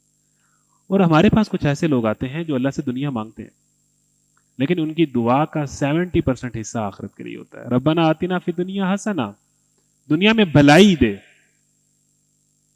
یعنی جو بھی چیز دے وہ تیری نافرمانی سے نہ ملے، فرما برداری سے ملے، اور تیری فرما برداری میں استعمال ہو، بھلائی دے۔ وفی الآخرۃ حسنہ، دعا کا دوسرا حصہ آخرت، وقنا عذاب النار، دعا کا تیسرا حصہ آخرت۔ پھر اللہ تعالیٰ یہاں پر دوبارہ لیڈرز کی بات کرتا ہے، یہ پھر سنیے گا، آپ حیران ہوں گے، اور یہ قرآن بات کر رہا ہے. وَمِنَ النَّاسِ مَن يُعْجِبُكَ قَوْلُهُ فِي الْحَيَاةِ الدُّنْيَا، انسانوں میں کوئی ایسا ہے جس کی باتیں دنیا کی زندگی میں تمہیں بہت بھلی معلوم ہوتی ہیں، بڑی زبردست باتیں کرتا ہے، بڑی زبردست سپیچ دیتا ہے، بات کرتا ہے تو لوگوں کو اپنا گرویدہ بنا لیتا ہے، اور پھر وہ کیا کرتا ہے، اور اپنی نیک نیتی پر وہ بار بار خدا کو گواہ ٹھہراتا ہے، وعدے کرتا ہے کہ میں سچی بات کر رہا ہوں، مگر حقیقت میں وہ بدترین دشمن حق ہوتا ہے جب اسے اقتدار حاصل ہو جاتا ہے. سنیے گا، یہ قرآن بات کر رہا ہے. پہلے وہ بہت بڑی بڑی باتیں کرتا ہے، بہت سبز باغ دکھاتا ہے، اپنی باتوں سے لوگوں کو گرویدہ بناتا ہے، ساتھ اللہ رسول کا بھی ایڈ کر رہا ہوتا ہے تاکہ یہ قوم ذرا دھوکے میں آ جائے، مگر حقیقت میں وہ بدترین دشمن حق ہوتا ہے. جب اسے اقتدار حاصل ہو جاتا ہے تو زمین میں اس کی ساری دوڑ دھوپ اس لیے ہوتی ہے کہ فساد پھیلائے. یہ اللہ تعالیٰ نے اس ایک آیت میں بہت سارے لیڈرز کا نقشہ کھینچ دیا، بہت سارے لیڈرز کا، ہر دور کے. قرآن آپ کو کبھی بھی دھوکے میں نہیں آنے دیتا، چاہے وہ معاملات ہیں، معیشت ہیں، ہر وہ بتاتا ہے کہ کس کس طرح کے لوگ آپ کی زندگی میں کس کس طرح آ کے کیا کیا کریں گے. جب وہ اقتدار میں آتا ہے تو زمین میں اس کی ساری دوڑ دھوپ اس لیے ہوتی ہے کہ فساد پھیلائے، کھیتوں کو غارت کرے، نسلوں کو تباہ کرے. حالانکہ اللہ جیسے وہ گواہ بنا رہا تھا فساد کو ہرگز پسند نہیں کرتا، اور جب اسے کہا جاتا ہے کہ اللہ سے ڈرو تو اپنے وقار کا خیال اس کو گناہ پر جما دیتا ہے. یعنی اس کی گیم خراب ہوتی ہے، اس کی ریسپیکٹ خراب ہوتی ہے جب اسے کہا جاتا ہے کہ اللہ کا خوف کرو. ایسے شخص کے لیے تو بس جہنم ہی کافی اور بہت برا ٹھکانہ ہے. دوسری طرف انسانوں میں سے کوئی ایسا ہے جو رضائے الہی کی طلب میں اپنی جان کھپا دیتا ہے، اور ایسے بندوں پر اللہ بڑا مہربان ہے. اے ایمان لانے والو، ادخلوا فی السلم کافہ، تم اسلام میں پورے کے پورے داخل ہو جاؤ. شیطان کی پیروی نہ کرو، وہ تمہارا کھلا دشمن ہے. عبادات میں بھی دین میں داخل ہو جاؤ، معاملات میں بھی دین میں داخل ہو جاؤ، دنیا کی تمام تر چیزوں کے اندر تم دین کو پریارٹی دو. یہ نہیں کہ نماز پڑھ لی ہے اور کاروبار میں سب حرام چل رہا ہے. پورے کے پورے دین میں داخل ہو جاؤ، ادروائز آدھی زندگی میں دین رکھنا، آدھی زندگی بے دین کر دینا، یہ شیطان کی پیروی ہے، یہ شیطان کے قدم ہے، وہ تمہارا کھلا دشمن ہے. اس کے بعد میں یہاں سے آگے بڑھ رہا ہوں اور آپ کو میں لے کے آنا چاہتا ہوں آخری واقعے کی طرف، جو کہ ایک بڑا خوبصورت واقعہ ہے. اس کے بعد ہم آیت الکرسی پڑھیں گے اور انشاءاللہ ایک اور آیت سے اس کو اینڈ کر رہے ہیں. جو دوسرا سپارہ ہے اس کے اینڈ پہ ایک واقعہ ہے طالوت اور جالوت کا. یہ بنی اسرائیل کی قوم میں سے تھے. یہاں پر اللہ تعالیٰ پھر لیڈرشپ کی بات کرتا ہے، درمیان میں طلاق کے رضاعت کے احکام آتے ہیں. یہاں پر اللہ تعالیٰ پھر لیڈرشپ کی بات کرتا ہے، اور آپ یہاں پر حیران ہوں گے کہ کس کو لیڈر ہونا چاہیے، کون قوموں کو لیڈ کرے. طالوت جب اپنے لشکر کو لے کے جا رہا تھا تو اس نے ایک بات کی، یہ بڑی امپورٹنٹ ہے. اس نے اپنی قوم کو کہا کہ رستے میں ایک ندی آئے گی، وہ جو ندی آئے گی اس سے جو اپنی پیاس بجھائے گا وہ ہم میں شامل نہیں ہوگا. ہاں کوئی ایک آدھا چلو بھر پانی پی لے گا تو اس کی اجازت ہے. اب جنگ آپ میں جا رہے ہوں، آپ نے جنگی سامان پہنا ہو، ڈھالیں پہنی ہو، گرمی میں آپ سفر کر رہے ہو تو پیاس تو لگتی ہے. اب طالوت نے کتنی عجیب سی بات کی کہ آگے ایک ندی آئے گی، ندی سے جو لوگ پانی پیئیں گے وہ آگے جا کے جنگ نہیں کر سکیں گے. حالانکہ بڑی کامن سینس کی بات ہے، بڑی لاجیکل بات ہے کہ پانی پی لیں تو بہتر طریقے سے جنگ ہو جائے گی. لیکن طالوت نے یہ کہا کہ جو اس سے پیاس بجھائے گا وہ ہمیں شامل نہیں ہوگا. ہاں ایک آدھا چلو کوئی پی لے تو پی لے. ہوا کیا، لوگوں کو چونکہ یہ بات سمجھ نہیں آئی، مگر ایک گروہ قلیل کے سوا وہ سب اس دریا سے سیراب ہو گئے. آگے چل کر جو لوگ جنگ کر سکے وہ وہی تھے جنہوں نے اس دریا سے چلو بھر پانی پیا تھا اور جنہوں نے اپنے پیٹ بھر لیے تھے. اس آیت کا کیا مطلب ہے؟ قرآن بڑی گہری باتیں کرتا ہے. یہ دنیا بھی ایک ندی ہے، اس ندی سے جو چلو بھر پانی پیے گا وہی دین پر چل سکے گا، جو اس ندی سے ہی پیٹ بھرنے لگ پڑے گا وہ دین پر نہیں چل سکے گا. اس دنیا کو مطمع نظر جب آپ بناتے ہیں تو نہ نماز پوری رہتی ہے، نہ روزے رکھے جاتے ہیں، نہ دین کے لیے قربانی دی جاتی. روزہ بھی بنیادی طور پر آپ کو بھوک اور پیاس پر کنٹرول دیتا ہے. دنیا اور آخرت کی مثال ایسی ہے کہ جو دنیا کی جو جتنی بھی انٹرٹینمنٹس ہیں، جو جائز انٹرٹینمنٹس ہیں، ان سے جو چلو بھر مستفید ہوگا وہی فوکس رہے گا دین کے اوپر. جو اپنا فوکس اور مطمع نظر جو ہے پیٹ بھرنے پر اور پوری پیاس بجھانے پر لگا دے گا تو پیاس بھی نہیں بجھے گی اور دین کے لیے وہ کوئی بڑا سٹیپ نہیں لے سکے گا، قربانی بھی نہیں دے سکے گا. اور ہوا بھی یہ، پھر جب طالوت اور اس کے ساتھی مسلمان دریا پار کر گئے اور آگے بڑھے تو انہوں نے طالوت سے کہہ دیا کہ آج ہم میں جالوت اور اس کے لشکروں کا مقابلہ کرنے کی طاقت نہیں ہے. لیکن جو لوگ یہ سمجھتے تھے کہ انہیں ایک دن اللہ سے ملنا ہے، انہوں نے کہا بارہا ایسا ہوا ہے کہ ایک قلیل گروہ اللہ کے دن سے بڑے گروہ پر غالب آیا ہے، اللہ صبر کرنے والوں کا ساتھی ہے. اب یہ والی بات کر رہے ہیں، یہ کون لوگ ہیں؟ جنہوں نے پانی پیا ہوا ہے پورے کا پورا، اور جو یہ کہہ رہے ہیں کہ اتنا بڑا لشکر دیکھ کے کوئی مسئلہ نہیں ہے. اکثر ایسے ہوتا ہے کہ چھوٹا گروہ بڑے گروہ پر غالب آتا ہے، اللہ آج بھی ہماری مدد کرے گا. پھر کیا ہوا؟ جنگ شروع ہوئی اور یہاں پر حضرت داؤد کا کردار سامنے آتا ہے. وقاتل داؤد جالوتا، چھوٹے سے بچے تھے اور سامنے جالوت تھا. جالوت ایک ایسا فائٹر تھا کہ جس سے کوئی لڑنے کے لیے تیار نہیں تھا، سارے ڈر گئے تھے. حضرت داؤد چھوٹے بچے تھے، انہوں نے کہا کہ میں لڑوں گا، اور وہ گئے اور انہوں نے اپنے ایک ہتھیار سے چھوٹی سی جگہ ایک سوراخ تھا جہاں سے اس کا وہ ماتھا نظر آ رہا تھا، باقی سارا وہ کورڈ تھا، انہوں نے اس کو پھینکا اور وہ سیدھا جا کے نشانے پہ لگا. اور جالوت جب مارا گیا تو پوری قوم کا حوصلہ بڑھ گیا اور وہ کئی کلومیٹر تک جو ہے وہ ان کو مارتے رہے اور جنگ میں فتح ہوئے. حضرت داؤد کے بیٹے ہیں سلیمان، جن کی حکومت تھی ہواؤں پر بھی اور ساری چیزوں پر، وہ داؤد کے بیٹے ہیں. تو داؤد علیہ السلام کے متعلق جو ہمیں چیز بتائی گئی ہے کہ وہ میوزیکل انسٹرومنٹس استعمال کرتے تھے، اور قرآن آپ کو یہ بتا رہا ہے کہ داؤد میدان جہاد میں اتر کے انہوں نے وقت کے سب سے بڑے دشمن کو للکارا تھا اور اس کو مار گرایا تھا. لیکن یہ بات ہمیں حضرت داؤد کی نہیں پتا، ہمیں وہی پتا ہے جو ہمیں چاہیے، اور اسی سے دلیلیں نکالی ہوئی ہیں. صرف یہ کہ ان کی آواز خوبصورت تھی اور وہ خوبصورت آواز میں اللہ تعالیٰ کی تسبیح بیان کرتے تھے، اور اس تسبیح کے اندر جو ہے وہ پہاڑ اور مخلوقات ان کے ساتھ شریک ہو جاتی تھی. اس سے ہم نے کیا دلیل نکالی؟ اپنی پارٹی کے لیے ناچ گانے کی دلیل نکالی. اور حضرت داؤد نے کیا کیا تھا وہ نہیں ہمیں پتا. تو یہ ہے کہ جب ہم اپنی خواہشات کے مطابق زندگی گزارنا چاہتے ہیں تو پھر ہم دین سے بھی ہدایت نہیں لیتے، گمراہی لیتے ہیں. پھر جب طالوت لشکر لے کے چلا تو اس نے کہا ایک دریا پر اللہ کی طرف سے تمہاری آزمائش ہوگی، یہی مجھے نہیں مل رہا تھا. تو یہاں پر یہ مکمل ہوا. اب ہم داخل ہو رہے ہیں پارہ نمبر 3 کے اندر. پارہ نمبر 3 کے بالکل سٹارٹ میں ایک وہ آیت ہے جسے قرآن کی سب سے عظیم آیت کہا گیا ہے. نبی کریم صلی اللہ علیہ وسلم نے ایک صحابی سے پوچھا ایو آیت فی کتاب اللہ اعظم، قرآن کی سب سے عظیم آیت کون سی ہے؟ تو صحابہ اگر جانتے بھی ہوتے تھے تو نہیں بتاتے تھے اللہ اور اس کے رسول کے ادب کے اندر کہ اللہ کے رسول آپ بہتر جانتے ہیں. حضور نے پھر پوچھا کہ کون سی آیت سب سے عظیم ہے؟ جب اللہ کے نبی نے بار بار پوچھا تو انہوں نے کہا کہ قرآن کی جو سب سے عظیم آیت ہے وہ آیت الکرسی ہے. تو حضور نے فرمایا کہ آپ کو علم مبارک ہو، یعنی حضور صلی اللہ علیہ وسلم نے اس بات کی تصدیق کر دی.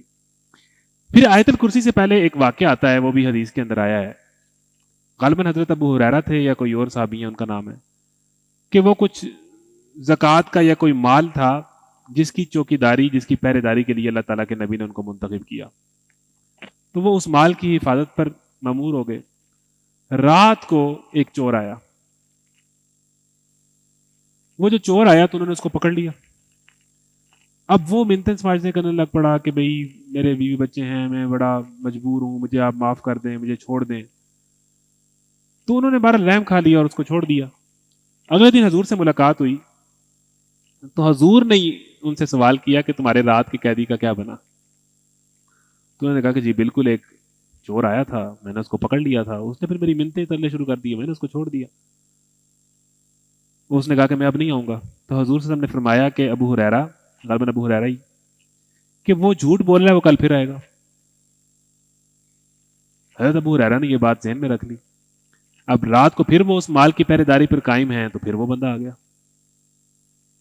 اور حضرت ہریرہ نے پھر اس کو پکڑ لیا. تو پھر اس نے منتیں ترلے شروع کر دیے کہ بھئی میں بڑا مجبور ہوں، اب میں قسم کھاتا ہوں میں نہیں آؤں گا، اب تو جو مرضی ہو جائے میں نہیں آؤں گا، مجھ سے آخری دفعہ غلطی ہوگی، مجھے معاف کر دیں، آئندہ میں نہیں آؤں گا، آپ مجھے چھوڑ دیں. ان صحابی نے اس کو چھوڑ دیا. پھر اگلے دن حضور سے ملاقات ہوئی تو حضور سے نے پوچھا کہ ابو ہریرہ تمہارے رات کے قیدی کا کیا بنا؟ تو انہوں نے کہا کہ بالکل جی، دوبارہ آیا تھا، میں نے اس کو پھر پکڑ لیا تھا. پھر اس نے اتنی منتیں ترلے کی ہیں، جو منتیں ترلے کرتے ہیں وہ تو منتیں ترلے کرنے جانتے ہیں، میں نے چھوڑ دیا. اس نے کہا تھا اب میں نہیں آؤں گا. حضور نے فرمایا ابو ہریرہ وہ جھوٹ بولتا ہے، وہ پھر آئے گا. اگلے دن حضرت ابو ہریرہ پھر اس کی حفاظت میں مامور ہوئے، وہ پھر آ گیا. حضرت نے کہا کہ اب میں تجھے نہیں چھوڑوں گا، تو بڑا جھوٹا آدمی ہے، مکار آدمی ہے، تجھے میں اب نہیں چھوڑوں گا، اب تو تجھے میں لے کے ہی جاؤں گا. تو اس ٹائم اس نے کہا کہ اگر میں آپ کو ایک خیر کی بات بتاؤں، علم کی بات بتاؤں، تو کیا آپ مجھے چھوڑ دیں گے؟ اب صحابہ کا معاملہ یہ تھا کہ وہ خیر کی بات اور علم کی بات کو کسی بھی قیمت پہ قبول کرتے تھے. یہ ان کا رویہ علم کے ساتھ تھا، خیر کی بات کے ساتھ تھا. یہ جب اس نے بات کی نا تو اس نے کہا کہ ٹھیک ہے، تم مجھے علم کی بات بتاؤ، خیر کی بات بتاؤ، میں تمہیں چھوڑ دوں گا. تو اس نے بتایا کہ اگر آپ رات کو یہ آیت الکرسی اگر پڑھ لیں تو اللہ تعالیٰ آپ کے مال کی اور آپ کی حفاظت کرے گا، کوئی نہیں آئے گا. حضرت ابو ہریرہ نے یہ بات یاد کر لی. اگلے دن ملاقات ہوئی حضور سے. حضور نے فرمایا کہ ہاں جی رات کے قیدی کا کیا بنا؟ تو انہوں نے کہا کہ جی بالکل آیا تھا، میں نے اس کو چھوڑ دیا. اس نے مجھے ایک بات بتائی کہ اگر آپ آیت الکرسی پڑھ لیں تو اللہ تعالیٰ آپ کے مال کی، آپ کی حفاظت کرے گا. مفہوم حدیث آپ کا بتا رہا ہوں، مفہوم حدیث، سیم الفاظ نہیں ہو سکتے. تو حضور صلی اللہ علیہ وسلم نے فرمایا کہ ابو ہریرہ وہ بندہ تو جھوٹا تھا لیکن بات سچی کر گیا ہے. اور ابو ہریرہ وہ بندہ نہیں تھا بلکہ خود شیطان تھا. یعنی یہ بات شیطان نے بتائی اور اللہ کے نبی نے کہا، فرمایا کہ وہ بندہ تو جھوٹا تھا، وہ بات سچی کر گیا. اسی لیے جو آپ نے بات سنی ہوئی ہے نا کہ رات کو آیت الکرسی پڑھ کے سویا کریں، یہی بات ہے. یہ آپ کے مال کی، آپ کی حفاظت کرتی ہے. اب آیت الکرسی میں ایسا کیا ہے کہ جو ہماری حفاظت کرتی ہے؟ اس کو پڑھتے ہیں اور اس کے بعد ایک دو آیات اور آپ کے سامنے رکھنی ہے اور اپنی بات مکمل کر دینی. اللہ لا الہ الا هو الحی القیوم لا تأخذہ سنۃ ولا نوم. اور ایک اور بات بھی اس کی فضیلت میں بتا دوں. حدیث میں آتا ہے کہ جو شخص فرض نماز کے بعد آیت الکرسی پڑھے گا اس کے اور موت کے درمیان صرف جنت ہے. یعنی ایک بندہ یہ عادت اپنا لے کہ فرض نماز کے بعد آیت الکرسی پڑھے تو جب اس کو موت آئے گی تو وہ جنت میں چلا جائے گا. تو اس لیے فرض نماز کے بعد بھی آیت الکرسی پڑھی جاتی ہے. اللہ زندہ و جاوید ہستی ہے جو کائنات کو تمام سنبھالے ہوئے ہے، اس کے سوا کوئی خدا نہیں ہے. وہ نہ سوتا ہے اور نہ اسے اونگ لگتی. کرسی اللہ تعالیٰ کا اقتدار. کرسی بنیادی طور پر ایک سیٹ، ایک طاقت کی علامت ہے. جس طرح کہتے ہیں بادشاہوں کی کرسی ہے، بادشاہوں کا تخت ہے. اللہ زندہ و جاوید ہستی ہے جو تمام کائنات کو سنبھالے ہوئے ہے، اس کے سوا کوئی خدا نہیں ہے. وہ نہ سوتا ہے نہ اسے اونگ لگتی. زمین اور آسمان جو کچھ ہے اسی کا ہے. اچھا، ایک ہوتا ہے سونا، ایک ہوتا ہے اونگنا. جیسے آپ کلام کلاس سن رہے ہیں تو بہت سارے لوگ یہ کہہ رہے ہوں گے کہ ہاں جی نہیں میں جاگ رہا ہوں اور وہ سو رہا ہوگا. نہ اسے اونگ آتی، یعنی کیفیت نیند کی طاری ہونا وہ بھی نہیں آتا. ایک بندہ سارا دن کام کر رہا ہے، تھک گیا، تھکاوٹ ہو گئی ہے. نمبر 1 جب آپ کام کرتے ہیں تو آپ کو تھکاوٹ ہوتی ہے. نمبر 2 آپ کو نیند آتی ہے. نمبر 2 آپ لیزی فیل کرتے ہو. اللہ تعالیٰ نے یہ تینوں چیزیں گنوا دی کہ آیت الکرسی پڑھ کے جس نگہبان کو تم نگہبان بناتے ہو، اس میں فرق یہ ہے کہ جو دنیا میں چوکی دار ہیں وہ سو جاتے ہیں، اکثر رات کو سوئے پائے جاتے ہیں. لیکن اللہ تعالیٰ جو ہے وہ ازل سے ابد تک ہے، پوری کائنات کا بادشاہ ہے. کرسی ہے، اس کا انتظام و انصرام چلا رہا ہے، اور یہ پوری کائنات کا انتظام و انصرام اس کو تھکنے نہیں دیتا. اور پوری کائنات کا انتظام چلاتے ہوئے اسے نیند نہیں آتی، یا نیند کی کیفیت بھی اس پر طاری نہیں ہوتی، اسے اونگ نہیں آتی. دیکھیں کچھ چیزیں ہیں جو اللہ کو اللہ، جن کی وجہ سے اللہ اللہ ہے. مخلوق ہے اسے نیند چاہیے، شیر کو بھی نیند چاہیے، آپ کو بھی نیند چاہیے. مخلوق ہے اسے بھوک ہے لگتی ہے، اسے پیاس لگتی ہے، اس کی ڈیزائر سے. اللہ تعالیٰ کی کوئی خواہش نہیں، اللہ تعالیٰ کو بھوک نہیں لگتی، اللہ تعالیٰ کو پیاس نہیں لگتی، اللہ تعالیٰ کو نیند نہیں آتی. دنیا کے کسی بھی خدا کو جس کو آپ خدا مانتے ہیں، یا تو وہ ان چیزوں سے بالاتر ہو جائے، ٹھیک ہے، یا بہت سارا انتظام و انصرام. پھر ایک اور بات ہے کہ اگر آپ کوئی مشین ہی بنا دیں تو اس کا ایک ایکسپائری ٹائم ہوگا. اللہ تعالیٰ کو پوری کائنات کا انتظام و انصرام، ایون موبائل ہے اس کی بیٹری لو ہوتی ہے، روبوٹ ہے اس کی ایکسپائری ڈیٹ ہوگی. یعنی اللہ تعالیٰ اس آیت الکرسی میں کہتا ہے کہ وہ اس کو نہ نیند آتی ہے، اس کو نہ اونگ آتی ہے. اس کی جو کرسی ہے وہ پوری کائنات پر پھیلی ہوئی ہے، زندہ و جاوید ہے، اس کے سوا کوئی خدا نہیں ہے، نہ سوتا ہے نہ اسے اونگ لگتی ہے. زمین و آسمان میں جو کچھ ہے اسی کا ہے. اب آپ سوچیں، ایک قرآن کلاس ہم مینج کر رہے ہیں، ٹینشن مچی ہوئی ہے، بندے پورے ہیں، ڈسپلن ہے، چیزیں تقسیم ہو رہی ہیں، آڈینس انگیج ہے، لائیو ٹھیک چل رہا ہے. ایک ایونٹ ہے جو 2 گھنٹے بعد ختم ہو جائے گا، اور کتنے عرصے سے کیمپین چل رہی ہے. آپ کے گھر میں ایک شادی کا ایونٹ آتا ہے، آپ 6 مہینے پہلے تیاری شروع کر دیتے ہو. اس کے باوجود بھی پاکستان میں زیادہ تر شادیاں مس مینج ہوتی ہیں. پوری تیاری ہو رہی ہوتی ہے، ریہرسل ہو رہی ہوتی ہے، کارڈ تقسیم ہو رہے ہیں. اللہ تعالیٰ، ایک بندے نے ایک گھر چلانا ہے، صبح گھر سے نکلتا ہے، شام کو گھر آتا ہے، ساری زندگی وہ اس سائیکل کو پار کرتا ہے، پھر جا کے وہ 5 یا 10 لوگوں کا ایک گھر چلا پاتا ہے. ایک گھر. اللہ تعالیٰ پوری کائنات کا انتظام و انتظام چلا رہا ہے. اس کے سوا کوئی خدا نہیں ہے، نہ وہ سوتا ہے نہ اسے اونگ آتی ہے. یہ سب کرتے ہوئے زمین و آسمان میں جو کچھ ہے اسی کا ہے. کون ہے جو اس کی جناب میں اس کی اجازت کے بغیر سفارش کر سکے؟ ہمیں یہ بتایا گیا ہے، یا ہمیں یہ پتا ہے کہ ہمیں جو پیر ہوگا، جو ولی ہوگا، وہ زبردستی اللہ سے بچا لے گا. اللہ جب اپنی حکمرانی بیان کرتا ہے، کس کی جرت ہے کہ وہ اللہ تعالیٰ کی جناب میں کسی کی سفارش کر سکے؟ اللہ اس طرح بات کرتا ہے. اور ہمیں یہ بتایا گیا ہے کہ وہ تو جانے نہیں دیں گے آپ کو، وہ تو آگے آ جائیں گے. وہ پیر صاحب، وہ اللہ جس کا اقتدار ہے، وہ کہتا ہے کون ہے جو اس کی جناب میں کسی کی سفارش کرے. نمبر 1 سورہ نبا میں آتا ہے کہ مگر جس کو وہ اجازت دے بات کرنے کی. اور یہاں پر وَلَا يُحِيطُونَ بِشَيْءٍ مِّنْ عِلْمِهِ إِلَّا بِمَا شَاءَ لَهُ مَا فِي السَّمَاوَاتِ وَمَا فِي الْأَرْضِ. جو آسمان و زمین میں ہے اس کا ہے، جو کچھ بندوں کے سامنے ہے اسے بھی جانتا ہے، جو کچھ ان سے اوجھل ہے اس سے بھی واقف ہے. اس کی معلومات میں سے کوئی چیز ان کی گرفت ادراک میں نہیں آ سکتی الا یہ کہ کسی چیز کا علم وہ خود ان کو دینا چاہے. دنیا نے جتنا بھی علم حاصل کیا ہے، وہ اے آئی کا ہے، وہ ٹیکنالوجی کا ہے، وہ اللہ کے اذن سے ہے. انسان پہ وہ راز نہیں کھل سکتے جو اللہ جانتا ہے مگر اللہ چاہے. تو اللہ جتنا علم دینا چاہتا ہے انسان کو اتنا ہی دیتا ہے، الا یہ کہ کسی چیز کا علم وہ خود ہی ان کو دینا چاہے. اور اس کے بعد اینڈ یہاں پر آیت الکرسی کو ہو رہا ہے کہ اس کی حکومت آسمان اور زمین پر چھائی ہوئی ہے اور ان کی نگہبانی اس کے لیے ہے، کوئی تھکا دینے والا کام نہیں ہے، بس وہی ایک بزرگ و برتر ذات. اللہ تعالیٰ کو اس کائنات کا انتظام انتظام تھکاتا نہیں ہے، نیند نہیں آتی، اونگ نہیں آتی، اس کے علم سے کوئی چیز باہر نہیں ہے. تو آپ جس ذات کو نگہبان بنا رہے ہیں وہ دنیا کے تمام نگہبانوں سے ہر اعتبار سے جو ہے بہت اوپر ہے، کوئی مقابلہ نہیں بنتا. پھر یہ ایک بات ہے، یہاں سے ایک فلسفہ سمجھ کے میں آخری آیت کی طرف آ رہا ہوں. لا اکراہ فی الدین، دین میں کوئی زور زبردستی نہیں ہے. یہ آیت ہر بندے کو آتی ہے. جب ہم کہتے ہیں کہ نماز پڑھو، وہ کہتا ہے دین میں کوئی جبر نہیں ہے. جب ہم کہتے ہیں کہ بھئی بے حیائی سے بچو، وہ کہتا ہے دین میں کوئی جبر نہیں ہے. اس کا مطلب کیا ہے؟ دین میں کوئی زبردستی نہیں ہے کا مطلب یہ ہے کہ آپ کسی بندے کی کان پہ پستول رکھ کے یہ نہیں کہہ سکتے کہ کلمہ پڑھ. زبردستی مسلمان نہیں کر سکتے. لیکن جب وہ کلمہ پڑھ لیتا ہے پھر تو اس نے بات ماننی ہے. یہ تو کوئی دلیل نہیں ہے کہ نماز پڑھو، دین میں کوئی زبردستی نہیں ہے.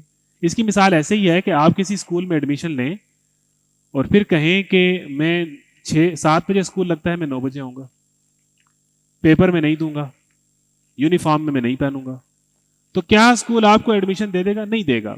دا moment you take admission you have to follow the rules and regulation. اسی طریقے سے جب ہم لا الہ الا اللہ محمد رسول اللہ پڑھتے ہیں، ہم دین میں ایڈمیشن لے لیتے ہیں. ایڈمیشن لینے کے بعد نماز پڑھنی ہے، برائی سے بچنا ہے. ٹھیک ہے نا؟ یہ رش مچ رہا ہے، کیوں مچ رہا ہے مجھے سمجھ نہیں آ رہی. یہ ہلچل ہو رہی ہے، انتظامیہ سے گزارش ہے کہ ان کو بٹھائیں. جب آپ ایڈمیشن لے لیتے ہیں تو آپ نے رولز اینڈ ریگولیشن فالو کرنے ہیں. پھر یہ نہیں کہ میرا دل نہیں کرتا. دین میں کوئی زبردستی نہیں ہے. ہاں، پستول رکھ کے آپ کو کلمہ نہیں پڑھایا جا سکتا. پھر اس کے بعد جو ہے آخری آیت جو ہمارا آج کا موضوع ہے، اس کے بعد ہماری تقریباً سورہ بقرہ سے ہمارا گو تھرو ہو جائے گا. وہ جو مسائل ہیں اور وہ جو سارے حج اور نکاح طلاق ہے وہ ہم نے چھوڑ دی ہیں، وہ علماء کا کام ہے، وہ بہتر بتائیں گے. یہاں پر ایک آیت ہے بڑی خوبصورت، وہ میں بیان کر کے اپنی بات کا اینڈ کر رہا ہوں. اللہ تعالیٰ نے شیطان کا ڈیٹیل میں ذکر کرنا ہے. کل ہم نے شیطان اور آدم کا واقعہ ہی پڑھنا ہے، لیکن یہاں پر اللہ تعالیٰ ایک بات کرتا ہے، الشیطان یعدکم الفقر ویأمرکم بالفحشاء. یہاں پر انشاءاللہ آخری 5 منٹ میں اپنی گفتگو اینڈ کر رہا ہوں. شیطان تمہیں مفلسی سے ڈراتا ہے اور شرمناک طرز عمل اختیار کرنے کی ترغیب دیتا ہے، مگر اللہ تمہیں اپنی بخشش اور فضل کی امید دلاتا ہے. اللہ بڑا فراخ دست اور دانا ہے، جس کو چاہتا ہے حکمت عطا کرتا ہے, جس کو حکمت مل گئی اسے حقیقت میں بڑی دولت مل گئی. ان باتوں سے صرف وہی لوگ سبق لیتے ہیں جو دانش مند ہیں. دو طرح کے گناہ ہیں جن کا شیطان حکم دیتا ہے. بھئی جو لوگ کھڑے ہوئے ہیں یا تو وہ بیٹھ جائیں یا وہ چلے جائیں, یہ گھومنا پھرنا نہ کریں. پہلا گناہ انما یامرکم بالسوء, وہ تمہیں سو کا حکم دیتا ہے. سو وہ برائی ہے جو انسان پبلک میں بھی کر لیتا ہے. 4 بندوں میں کسی کو گالی دے دی, کسی کو مار لیا. فحش وہ برائی ہے جس کا شیطان آپ کو حکم دیتا ہے. وہ ایسی برائی ہے جو انسان کرنے سے پہلے کمرے کی کنڈی لگاتا ہے, اپنے آپ کو 4 دیواری میں بند کرتا ہے. شیطان تمہیں دونوں طرح کے گناہوں کا حکم دیتا ہے. انما یامرکم بالسوء والفحشاء, وہ گناہ بھی جو تم پبلک میں کرتے ہو, وہ گناہ بھی جو ایسے گناہ ہیں کہ تم کرنے سے پہلے اپنے آپ کو اکیلا کرتے ہو اور جب کر لیتے ہو تو خود بھی شرمندہ ہوتے ہو. شیطان تمہیں دونوں گناہوں کا حکم دیتا ہے. پھر یہاں پر فرمایا, یہ پہلے پیچھے بات آئی ہے, الشیطان یعدکم الفقر ویأمرکم بالفحشاء. پھر شیطان تمہیں بے حیائی کا کام کرنے کے لیے قائل کیسے کرتا ہے؟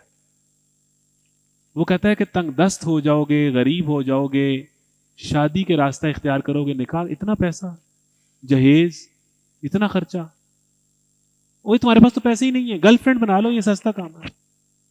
وہ تمہیں نیکی کے راستے کے معاملے میں تنگ دستی سے, کم پیسے سے ڈراتا ہے اور فحش کا حکم دیتا ہے. یہ شارٹ کٹ ہے, یہ تو ہو جائے گا. دیٹس ہاؤ جو شیطان ہے وہ آپ کی سائیکالوجی کو ایکسپلائٹ کرتا ہے اور اس سے کھیلتا ہے. وہ تمہیں بے حیائی کا حکم دیتا ہے, شرمناک طرز عمل اختیار کرنے کی ترغیب دیتا ہے اور کہتا ہے کہ جو نیکی کا راستہ ہے وہ مشکل ہے, وہ لمبا ہے, یہ کرو گے تو پیسے زیادہ لگ جائیں گے, مفلسی میں پڑ جاؤ گے. اور اللہ تمہیں اس کی اپوزٹ کیا کہتا ہے کہ نیکی کا راستہ اختیار کرو گے تو روٹی کس نے دینی ہے, تنگ دستی کس نے دور کرنی ہے؟ اللہ تعالیٰ تمہیں اپنے فضل اور اپنی بخشش کی امید دلاتا ہے. اللہ بڑا فراخ دست ہے اور دانا ہے, جس کو چاہتا ہے حکمت عطا کرتا ہے. یہ شیطان کی یہ چالیں وہی بندہ سمجھ جاتا ہے جس کو اللہ تعالیٰ نے حکمت عطا کی. اور جس کو حکمت ملی اسے حقیقت میں بہت بڑی دولت مل گئی. ان باتوں سے صرف وہی لوگ سبق لیتے ہیں جو دانشمند ہیں. اگر آپ لاجیکل ہیں, اگر آپ عقل مند ہیں تو آپ کو اس بات کی سمجھ آ جائے گی. اور اگر آپ ان منافقین کی طرح جو کہتے ہیں کہ ان بیوقوفوں کی طرح ایمان لائے, اگر آپ وہی کچھ ہیں تو اللہ کہہ رہا ہے کہ یہ بیوقوف ہیں, جسے حکمت نہیں ملی اس سے بڑا بیوقوف نہیں ہے. اور حکمت کیا ہے کہ انسان یہ سمجھ جائے کہ میرا اللہ مجھ سے کیا چاہ رہا ہے اور شیطان مجھے کہاں ٹریپ کر رہا ہے. الشیطان یعدکم الفقر ویأمرکم بالفحشاء. اور پھر ایک اور جگہ فرمایا کہ شیطان تمہیں گناہ کا فائدہ بتاتا ہے اور گناہ کو نارمل کر کے پیش کرتا ہے. شیطان کیا کیا کہتا ہے اور کس کس طرح گناہ کراتا ہے, اس کی ساری اسٹریٹجیز ہم کل پڑھیں گے. حضرت آدم اور شیطان کا واقعہ ہے, تفصیل سے پوری کہانی آپ کے سامنے پڑھیں گے.